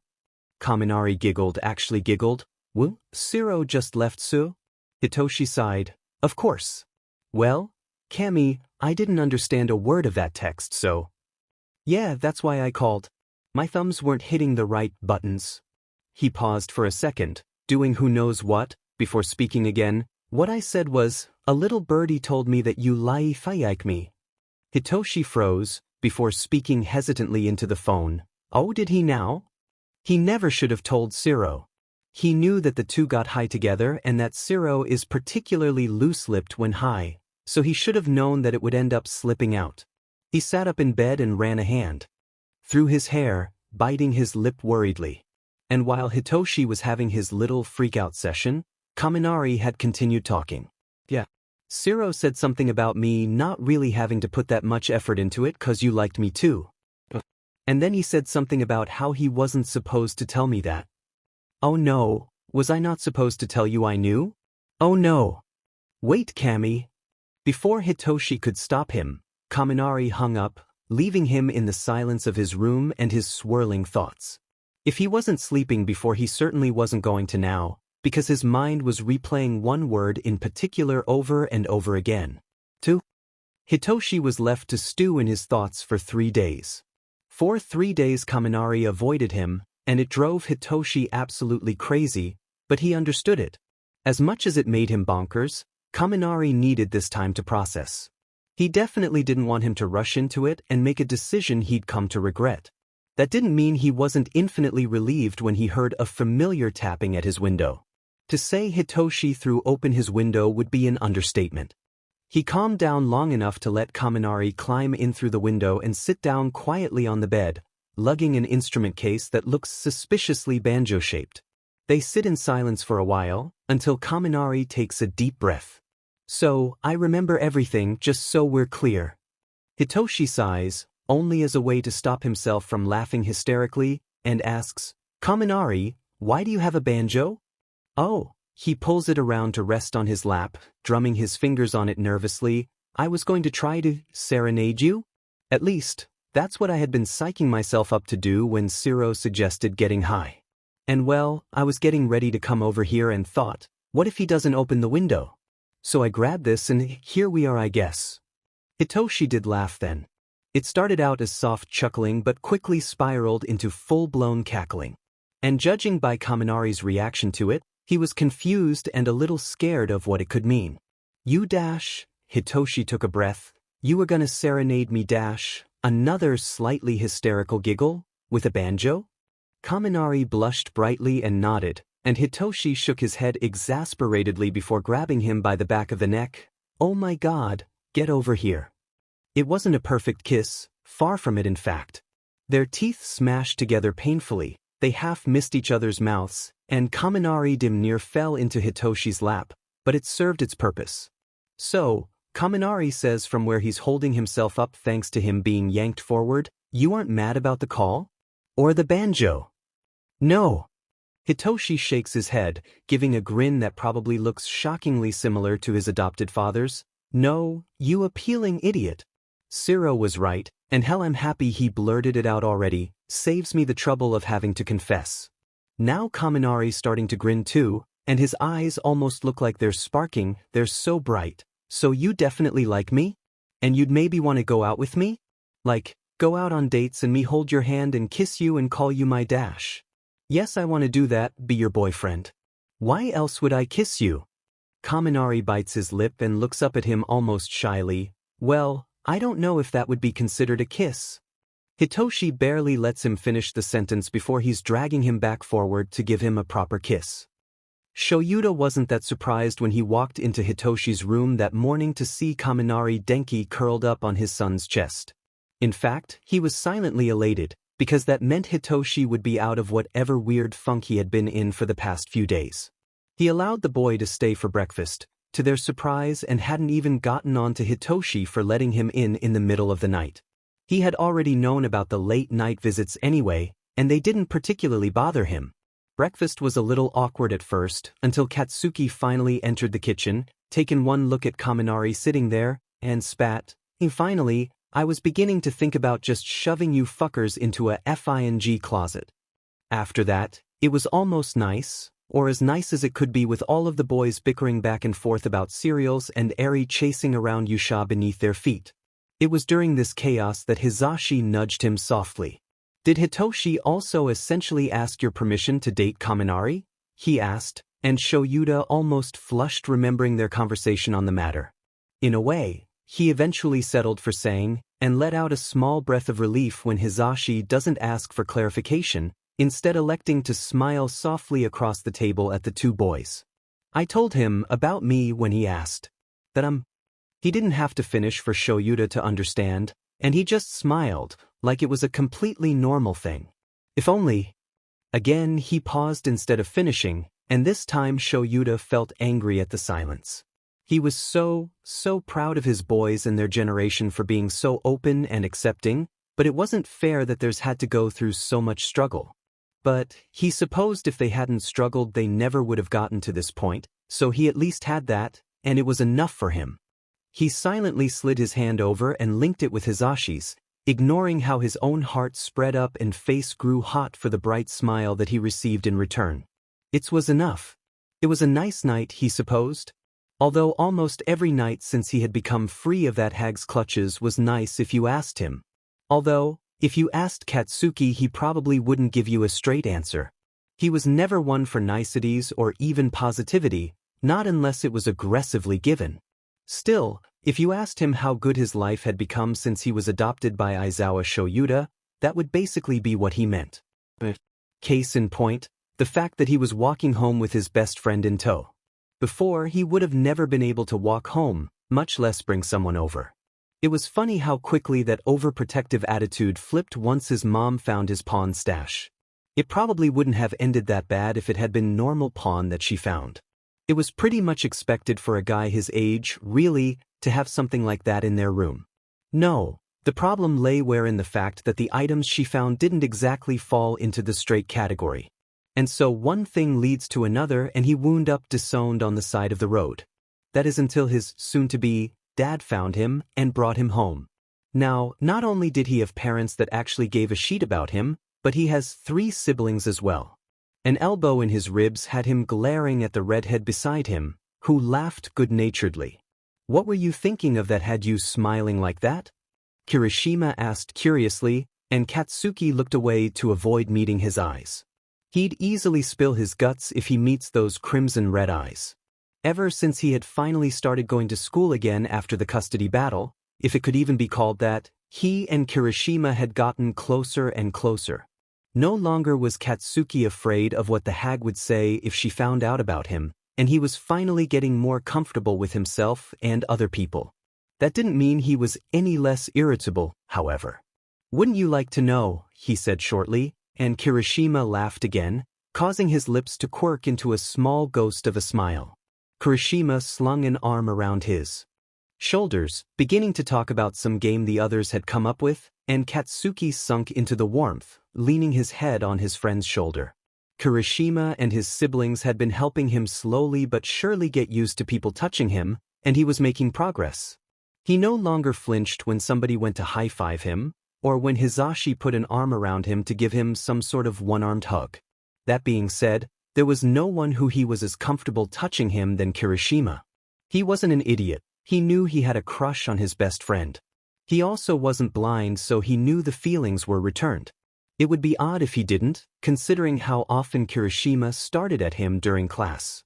No wonder he needed Katsuki to tutor him. Suddenly, Kirishima laughed embarrassedly and jolted his hand away, startling Katsuki and causing him to stumble slightly, before bringing it up to scratch nervously at the back of his neck. "So, do you think you'd want to come play with us sometime?"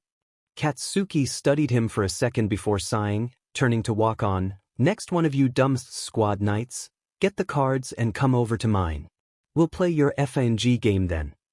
The way Kirishima had jerked away from him, that was the reason that Katsuki had not already acted on their mutual feelings. It was no secret Kirishima wasn't the most confident person. He may act like it, but those who have known him for a while know the front for what it is. He doesn't think he is worthy of anything he has. That's why he always pulls away. He doesn't think he's worthy of someone like Katsuki, though really the opposite is true, and so he doesn't believe he could feel the same. But the only thing Katsuki really wants is for him to realize how good he is, and so he won't make a move until Kirishima does. Even if it's slowly killing him. A rustling in the bushes beside them causes them to freeze. Kirishima looked over to Katsuki worriedly. Slowly, he approached the bush, arm hardening for protection, and leaned over to look into it. Katsuki was expecting many things, but for Kirishima to drop to his knees and practically shout, "Oh," was not one of them. He walked over to see the thing in the bush was none other than a small kitten, cream-colored with white patches and wide, blue eyes.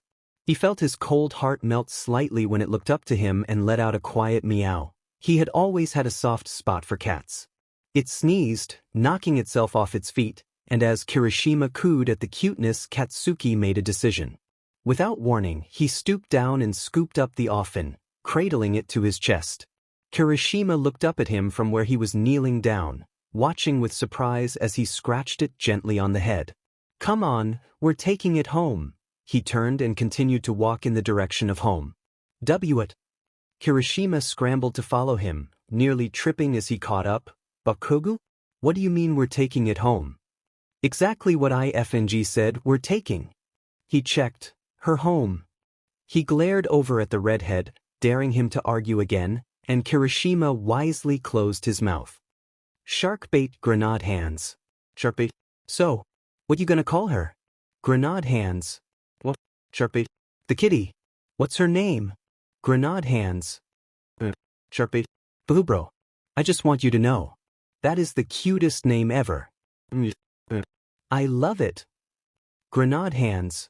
"Shut your f-" The next week found Katsuki sitting in his living room, Rin purring on his lap and surrounded by his squad, and Hitoshi, on all sides, playing the most complicated game of Uno he'd ever been in. The rules, they had said, were simple. It was a regular game of Uno, no complicated suches or anything, but there was a penalty when you put specific cards down. If a 6 is put down, everyone has to slap their hand down in the middle, and the last person to do it has to draw 4 cards. If a 7 is put down, everyone has to be quiet, no talking until the next one is put down, and the talking penalty is also 4 cards. Aside from those, there were also penalties for the non-numbered cards, like the reverse and skip cards. The penalties for those were to compliment and insult someone, respectively. If you put down a wild card, you had to tell an embarrassing story, and for a draw too, you had to accept a dare from another player. Failure to do any of these things resulted in either drawing 16 cards or drinking a smoothie of mystery items Denki made before coming over. Katsuki didn't know what was in that thing, but he was not going to drink it.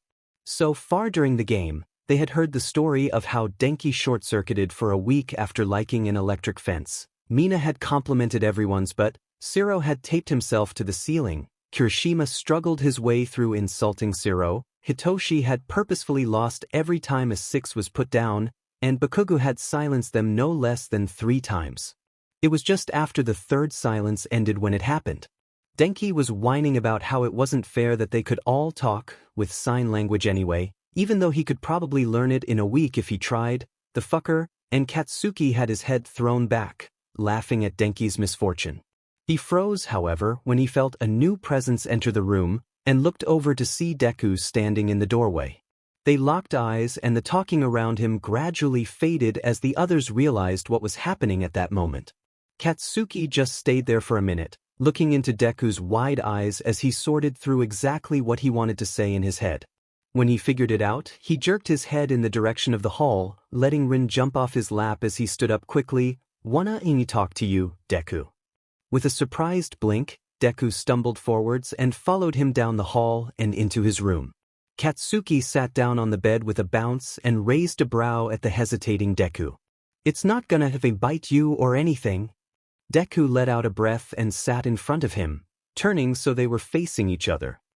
"So, Kakin," he began nervously, "what did you want to talk about?" Katsuki took a deep breath, running a hand through his hair nervously. "I'm only gonna say this FNG once, so listen up." He paused, then sighed. "I'm sorry." Deku tilted his head in confusion like some kind of iffy, infuriating puppy. Pardon?" He groaned. "I said I was only gonna say it once, goddammit." He crossed his arms, leaning back and wishing he could avoid this conversation. But it had to happen at some point, and it was better sooner than later. Deku still looked confused, so he looked away and elaborated more. "I'm sorry for all the shitty stuff I've done to you up until now. You didn't FANG deserve it. I was just taking out my anger about my shitty home life on you.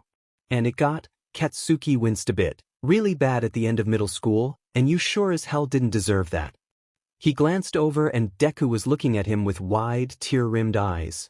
"Hitsuki, Don't say anything yet." Katsuki raised a hand to silence him. "I don't deserve forgiveness, so shove that away. Think it over for a bit." Deku, obviously feeling bold or something, grabbed his hand and lowered it. Katsuki, I don't know if I forgive you, not yet anyway. But I appreciate you coming and talking to me, and apologizing after all this time. Katsuki nodded and pulled his hand back. Don't expect my FING attitude to change right away, or even ever.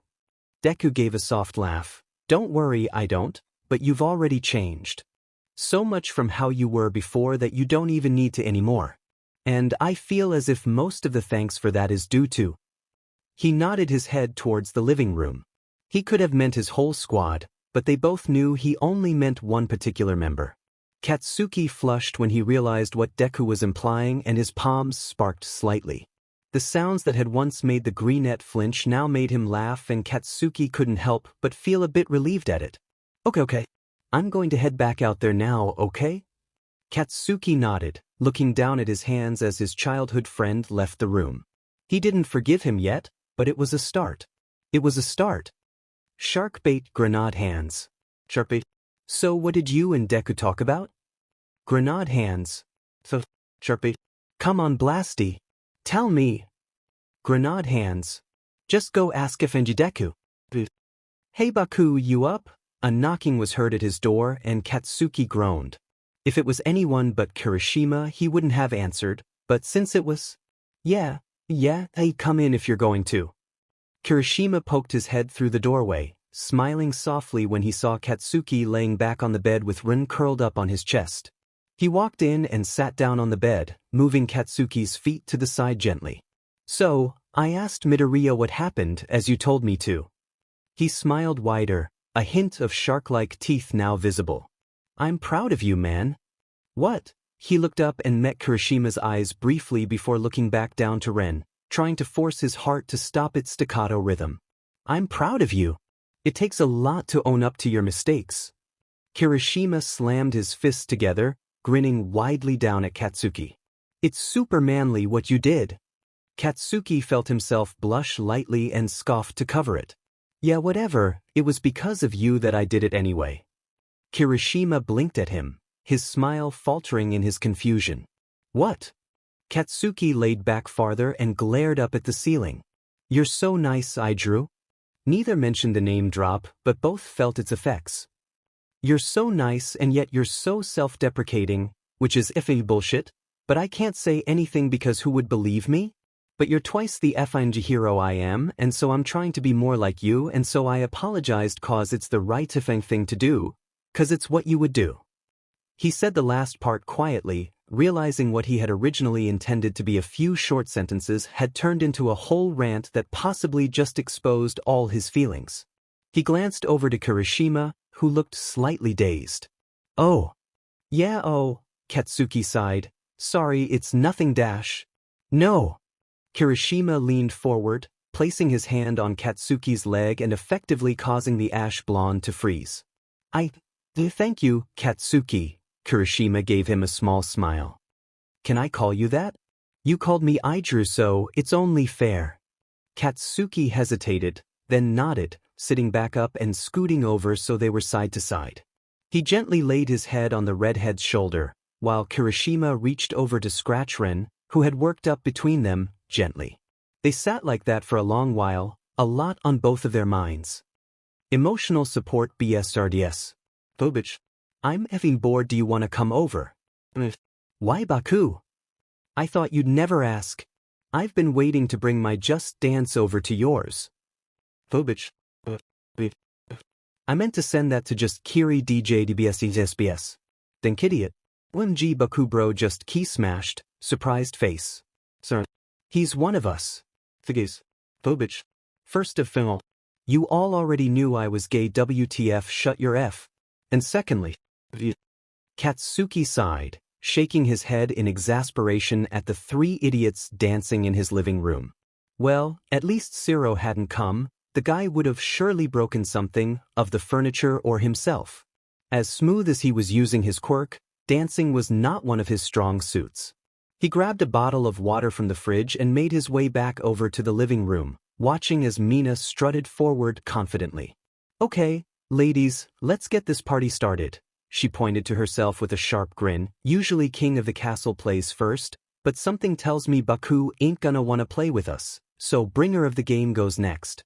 Denki opened his mouth to protest, then closed it with a nod. Alright then, as long as I get to dance at some point. She spun on her heel, pointing the controller at the screen determinedly and picking a song. It amped up quickly, and Katsuki found himself watching, interested despite himself.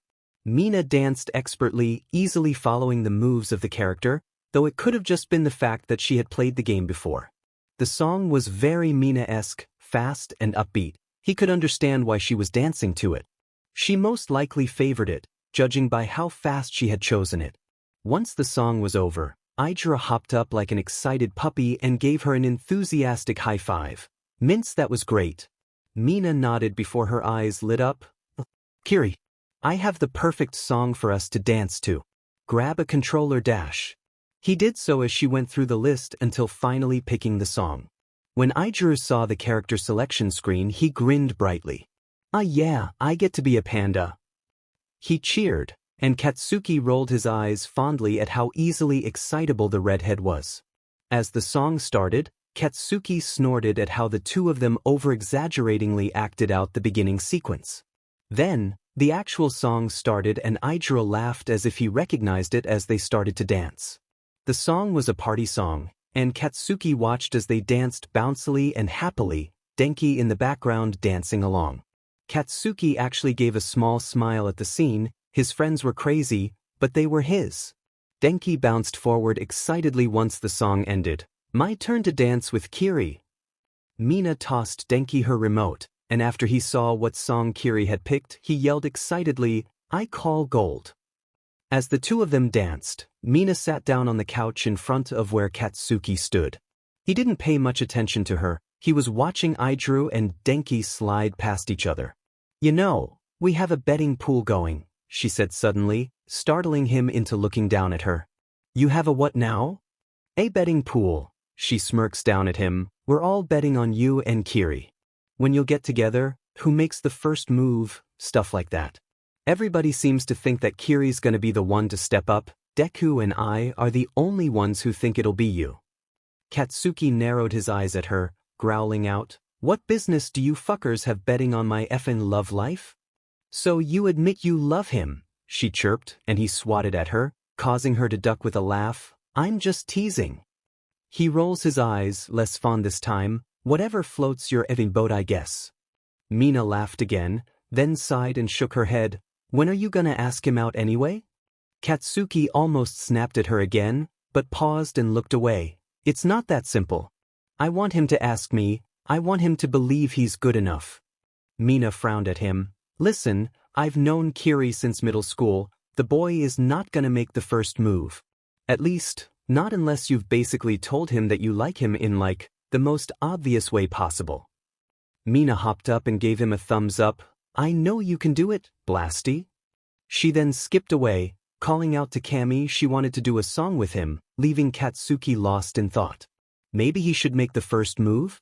What are you thinking so hard about over here? Aizawa had his signature shark-like grin as he walked over. You're making your thinking scowl.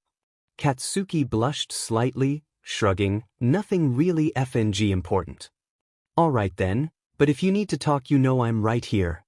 Katsuki nodded in confirmation and Aizawa looked away to watch the others dance. Studying him, Katsuki decided to himself that yes, he was going to make the first move. He just had to figure out what that move would be.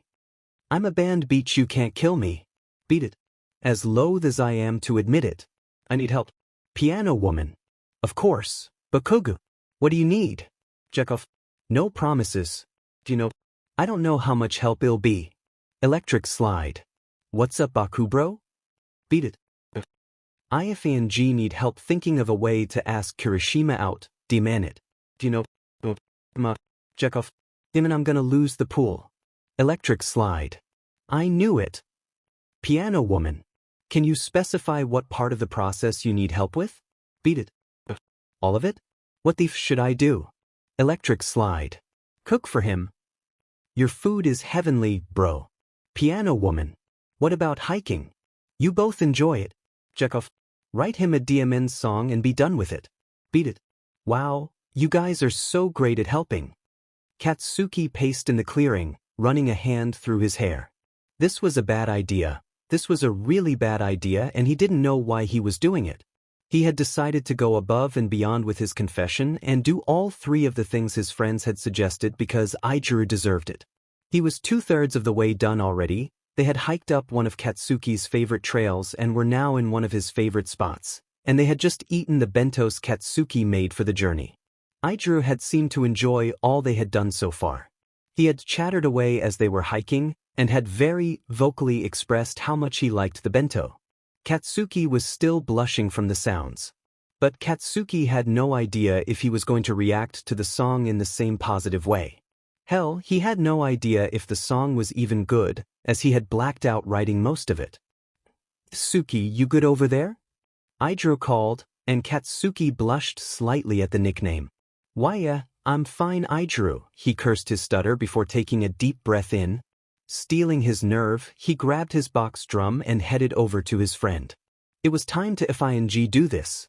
Aizawa's eyes lit up when he saw Katsuki getting lit the box drum, his smile growing wide and excited. "Whoa, are you gonna play for me? This day keeps getting better." Katsuki nodded at him, not trusting himself to speak, and got the shaker from inside the drum before setting it down and sitting on it. They were both silent as he warmed up, tapping out short rhythms nervously, until Katsuki took a deep breath and began playing, his hand and feet hitting the drum with certainty as his other hand shook the shaker. Then, surprisingly, Katsuki began to sing. "It's stupid, but I'm pretty sure. No one here has eyes quite like yours. Sharp as steel but head thick as a rock. I was told that we should have a talk."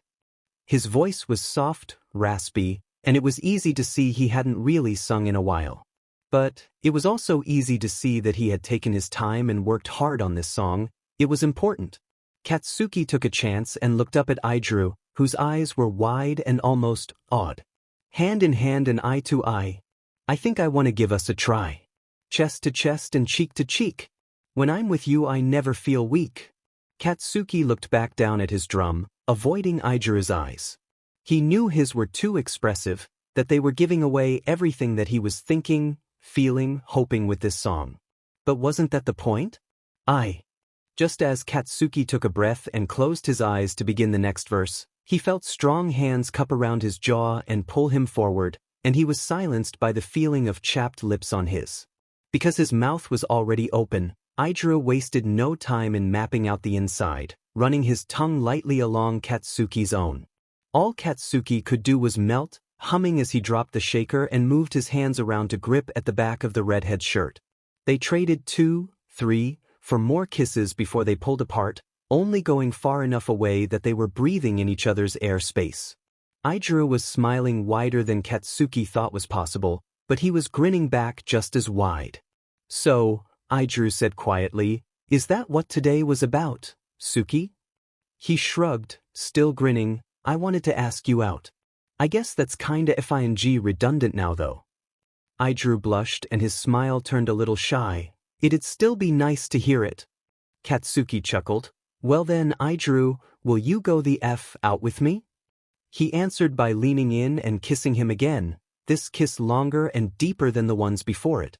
Katsuki smiled into it, thinking that he'd like this to be how Aizawa told him yes from now on. Shouta leaned against the car boredly, waiting for his adoptive son to hurry up and get back already. Hizashi had gotten a craving for curry, and Shouta wasn't going to cook it if he didn't have to. Besides, Katsuki's always ended up tasting better anyway. He sighed in relief when he saw him walk off the trail with his friend, then did a double take. They were walking out much the same way they had walked in, Kirishima's arm thrown over Katsuki's shoulder, but now his son was leaning into the embrace instead of away from it, and there was a small smile on his face. Shouta raised an eyebrow at Katsuki when the pair approached, and his son raised an eyebrow right back. After a minute or two of them staring like that, with Kirishima looking between the two with increasing confusion and concern, Shouta shook his head with a chuckle. "Get in, kids. If Zashi doesn't get curry in the next 2 hours, he's going to go rabid." The almost invisible tension melted from Katsuki as he got in the car, Kirishima following as chipper as ever. Shouta got in the driver's seat last, thinking almost ruefully of the fact that Eri was now his only kid not in a pair. Don't tell dads. Anger issues. Guess who's got a FING boyfriend? Daddy issues. Congrats. So you finally grew a pair, huh? Anger issues. Up your shut. At least I've got a boyfriend. Unlike FNG Icy Hot over here who's still pining after FNG Deku. Daddy issues. What? Oh yeah man, do you need help with that or anything? Daddy issues. Izuku and I have been dating since I got adopted by dad. Anger issues. W chapter text. Hey fuckface. Shudo looked up from where he had previously been eating his food to see Hitoshi, who had agreed to eat lunch with him and Izuku, shrug at them before walking over to Katsuki's table. It seemed that the blonde had decided their brother would sit with him during lunch, which was fine as Shudo didn't particularly care either way. Izuku looked over at him with a frown. Sho, didn't you want him to sit with us? Are you alright with Kaken stealing him? Shudo nodded, squeezing Izuku's hand where they held them under the table. Yes, as long as he is sitting with one of us I am fine with it. Izuku smiled and nodded, and the two went back to their lunches, Izuku also chatting with their other friends at the table. The others noticed them holding hands under the table but only smiled and didn't mention it, not wanting to embarrass the boys. Shudo and Izuku had been together ever since very shortly after Shudo was taken in and adopted by Shoyuta, so affection wasn't new in the slightest. The openness, if one could call hiding it under a table, openness of it, however, was new. The two had been fairly low-key about their affections so far, so much so that only their closest friends knew of their relationship. But slowly they have been starting to integrate their relationship into the open. Guys, holding hands under the table? Uraraka smirked, resting her head on folded hands. What's next? Are you gonna blow him under the table? Ida and Izuku immediately went red and began to chastise her, but Shudo merely looked contemplative. When Izuku noticed this he went even redder and hit him lightly on the arm. Uraraka laughed when she saw that, even going so far as to snort, and Ida waved his arms at them, insisting that they cease this inappropriate conversation. Dude, you're a badass. The group looked over in the direction of the shout, to see Kaminari looking up at Hitoshi with near awe, who looked vaguely uncomfortable with the attention. Shudo raised an eyebrow at the display, finding the development interesting and not missing the way that his brother flushed slightly before looking down and pulling out his phone, effectively ignoring the rest of the conversation. Shudo looks over to meet the curious eyes of Izuku, shrugging in response to the silent question, before going back to his lunch. Shudo didn't know what that was about, but he'd have to keep an eye on it. They're gonna get together by the end of the year. Show it's the middle of the night, why are you still up? Shudo generally had a very calm and disinterested-looking exterior, but it was obvious now if you looked close enough that Shudo was absolutely flipping the F out. He was over at Izuku's house, his boyfriend's house, and had just met his mom for the first time and he wasn't sure if he was still breathing. But he had to be right? Seeing Izuku's fond but worried face in front of him was a pretty telling sign that he was, but yet again there were angels in heaven. Sho, I'm not an angel. Oh, he said that out loud. You're as appealing as one, Shudo says back, wholly satisfied by the way Izuku flushes red at the compliment. You don't have to worry, my mom loved you. Izuku said quickly, trying to change the subject and sitting down on the bed beside him. He yelped, however, when he did so, and got right back up to find Shudo's phone where he had sat. Izuku picked it up, wincing when he looked at it and apologizing when he handed it back to Shudo as he sat back down. Sorry, I think I accidentally texted someone. Shudo smiles at his little mess of a boyfriend and takes his phone, seeing that Izuku did, in fact, send a text. No worries, it was only Hitoshi. He typed a quick apology before setting it on his other side, leaning his head on Izuku's shoulder. Do you really think it went well? Izuku laughed quietly, resting his head on top of Shudo's. Are you kidding? She absolutely loved you. I wouldn't be surprised if she is begging me to bring you back over by next week. Shudo smiled, glancing back down at his phone when it vibrated and seeing that Hotishi had texted back. He turned off his phone and Izuku looked over at him. So, do you really think Kaminari and Hitoshi are going to get together? He asked curiously, and Shudo hummed. Kaminari is trying too hard to become Toshi's friend without having at least a little of a crush on him, and Hitoshi is too much like Dad. What do you mean, too much like Dad? Izuku took one of Shudo's hands in his, tracing his knuckles with one scarred thumb and making it suddenly really hard for the boy to answer. Shudo swallowed a little. Toshi's practically a clone of Dad with different hair. And Dad's crush on Hisashi is entirely too obvious. Hisashi. Present Mike. Shudo smiled when he saw his boyfriend's face light up in recognition, then realization. Wait, Aizawa-sensei has a crush on Mike-sensei? His surprised look was so adorable that Shudo just had to kiss him. And because he could, he did. He leaned forward and gently pressed their lips together. Izuku jumped slightly at the sudden affection but quickly melted into it, humming in content as he brought a hand up to Shudo's shoulder. The kiss didn't last long and didn't go particularly far, as they were still fairly new in that area, but whenever they did go into that unmarked territory it never failed to bring him butterflies. When they separated, Izuku smiled softly at him, leaning forward to rest his head on the dual-haired boy's shoulder. I still don't really think they're going to get together. 5,000 yen says they do. You're on. Izuku, Shochan. It's not too late to drop the bet, you know. Izuku. Why? What's happening? I just heard a thump from Hitoshi's room that is no doubt Kaminari visiting for the 4th night in a row. Izuku.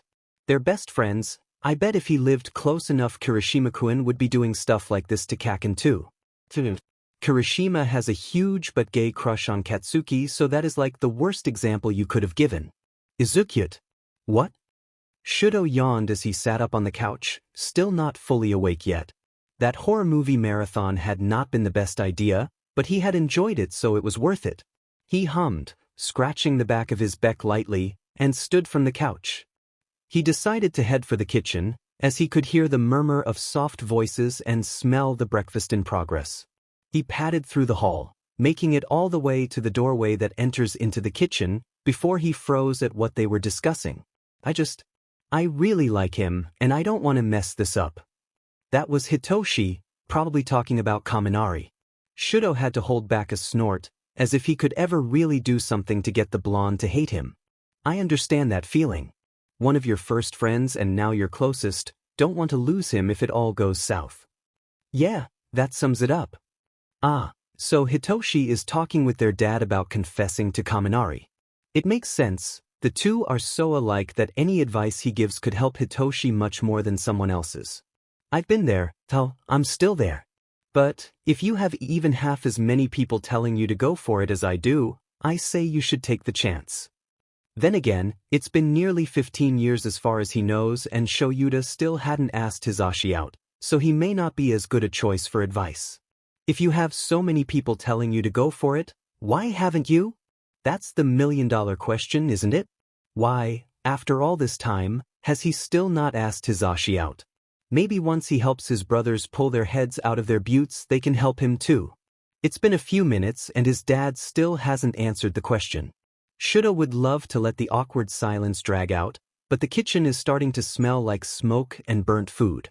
So, he takes a few steps forward, rubbing his eyes to seem tired. Do you smell something burning? Sheet these. Oh, thank all might. What's up? I just heard a thump from Hitoshi's room. Thump. They're finally gonna talk. How long has it been? 3 days. Hitoshi has been moping around for 3 days. I was about to say F and lock them in a closet. Careful, Shochan, you're beginning to sound a bit like Kaken. Oh no, we wouldn't want that. Tongue sticking out. If Shudo had known he would walk into a stare down between his dad and his brother over a stray kitten, he'd have just texted asking if he could stay over at Aiza's. But he didn't, because he certainly never expected to walk in on his dad glaring at Katsuki, who is glaring back with a small kitten in his arms. Shudo looked around to see Kirishima awkwardly standing beside Katsuki, and waved before walking over to him. So, how long have they been like this? Shudo asked, crossing his arms over his chest. Kirishima laughed embarrassedly. About 5 minutes? I haven't exactly been timing them. He looks between the two and says, almost in awe, I don't think either of them has blinked. Shuto shakes his head. So what's the story behind the kitten? We were walking here and I heard her meowing in a bush. As soon as he saw her he grabbed her and started walking again, so I just followed. The redhead laughs quietly, giving Katsuki a fond smile. I think he's even named her already. It seemed as if that triggered the end of the argument, as right after Shouta sighed annoyedly, All right, you can keep it. Kirishima, you can go home now. Kirishima nodded, clapped Shuto on the back was in what he supposed was a bro way of saying goodbye, and gave Katsuki one of those Katsuki-only smiles, before leaving with a chipper, bye. As soon as the redhead was gone, Eri shot out of the hall with an excited squeal. She ran up to Katsuki, begging to pet the kitten and asking what her name is. Her name is Ren, Katsuki said quietly, giving a quiet, grateful look to their dad, who nodded and turned around to go to bed, no doubt done with their sheet for the night. Ren? Seems feminine for you cats. Shuto teased him gently as he walked up, holding out a hand to gently scratch the kitten's head. Katsuki glared at him. You, specifically, shut the F up, you're just as bad at naming things as I am. Eri, who was petting Rin gently, ignored the slur, it being something she had grown used to hearing since Katsuki joined the household. He shook his head. I'm getting better at it, and I didn't say it was a bad name, just feminine. Katsuki rolled his eyes, giving Shuto as much of a smile as he was willing, and Shuto nodded before heading up to his room, eager to text Izuku of what he had just witnessed. Izukute, Shochan. So you'll never believe this. But Kaken and Kirishima just sort of became cat dads. Izukute. I got home and they were there with a kitten. They found her in a bush apparently. Her name is Ren. Izukute. Shuto was in his room laying back on his bed, Yusha sitting on his chest. They had holed themselves up in here together to escape the wildness and loudness that was Katsuki's friends. Not that Shuto didn't like them, on the contrary, he and Shiro swapped manga recommendations and Kaminari or Kirishima were over often enough for his brothers. He didn't really talk to Mina that much, but he had a good enough relationship with all of them. It was when they were all together that he tried to avoid them. Shuto sighed, checking his phone for the fourth time. He had texted Izuku a while ago, but his boyfriend still hadn't responded, probably eating dinner with his parent. All Might was dating his mom, so obviously he'd be there too, or something. He put his phone on the nightstand and scratched Yusha's head gently, only looking up when a knock sounded at his door. Shuto got up and answered it, expecting to see one of Katsuki's friends doing a dare of some sort, but was instead surprised by the sight of his boyfriend standing in the hall, a contemplative look on his face. Aizu? What are you doing here? He asked curiously, taking the greenette by the hand and leading him into the room. I wanted to surprise you since you sounded lonely in your text. Shuto squeezed his boyfriend's hand in thanks. I got stopped by Kaken and what Aizu? Shuto asked, slightly worried. His brother and boyfriend hadn't been fighting as much lately, but they weren't gossiping and painting their nails together either. He apologized to me. Izuku looked up at Shuto, surprise seeming to finally start settling in. He apologized to me and I can't forgive him, not yet, and he understands that? Shuto put an arm around him and they both sit on the bed, where Yusha had curled up on his pillow. He shooed the cat away and scooted back, pulling Izuku to rest against his chest.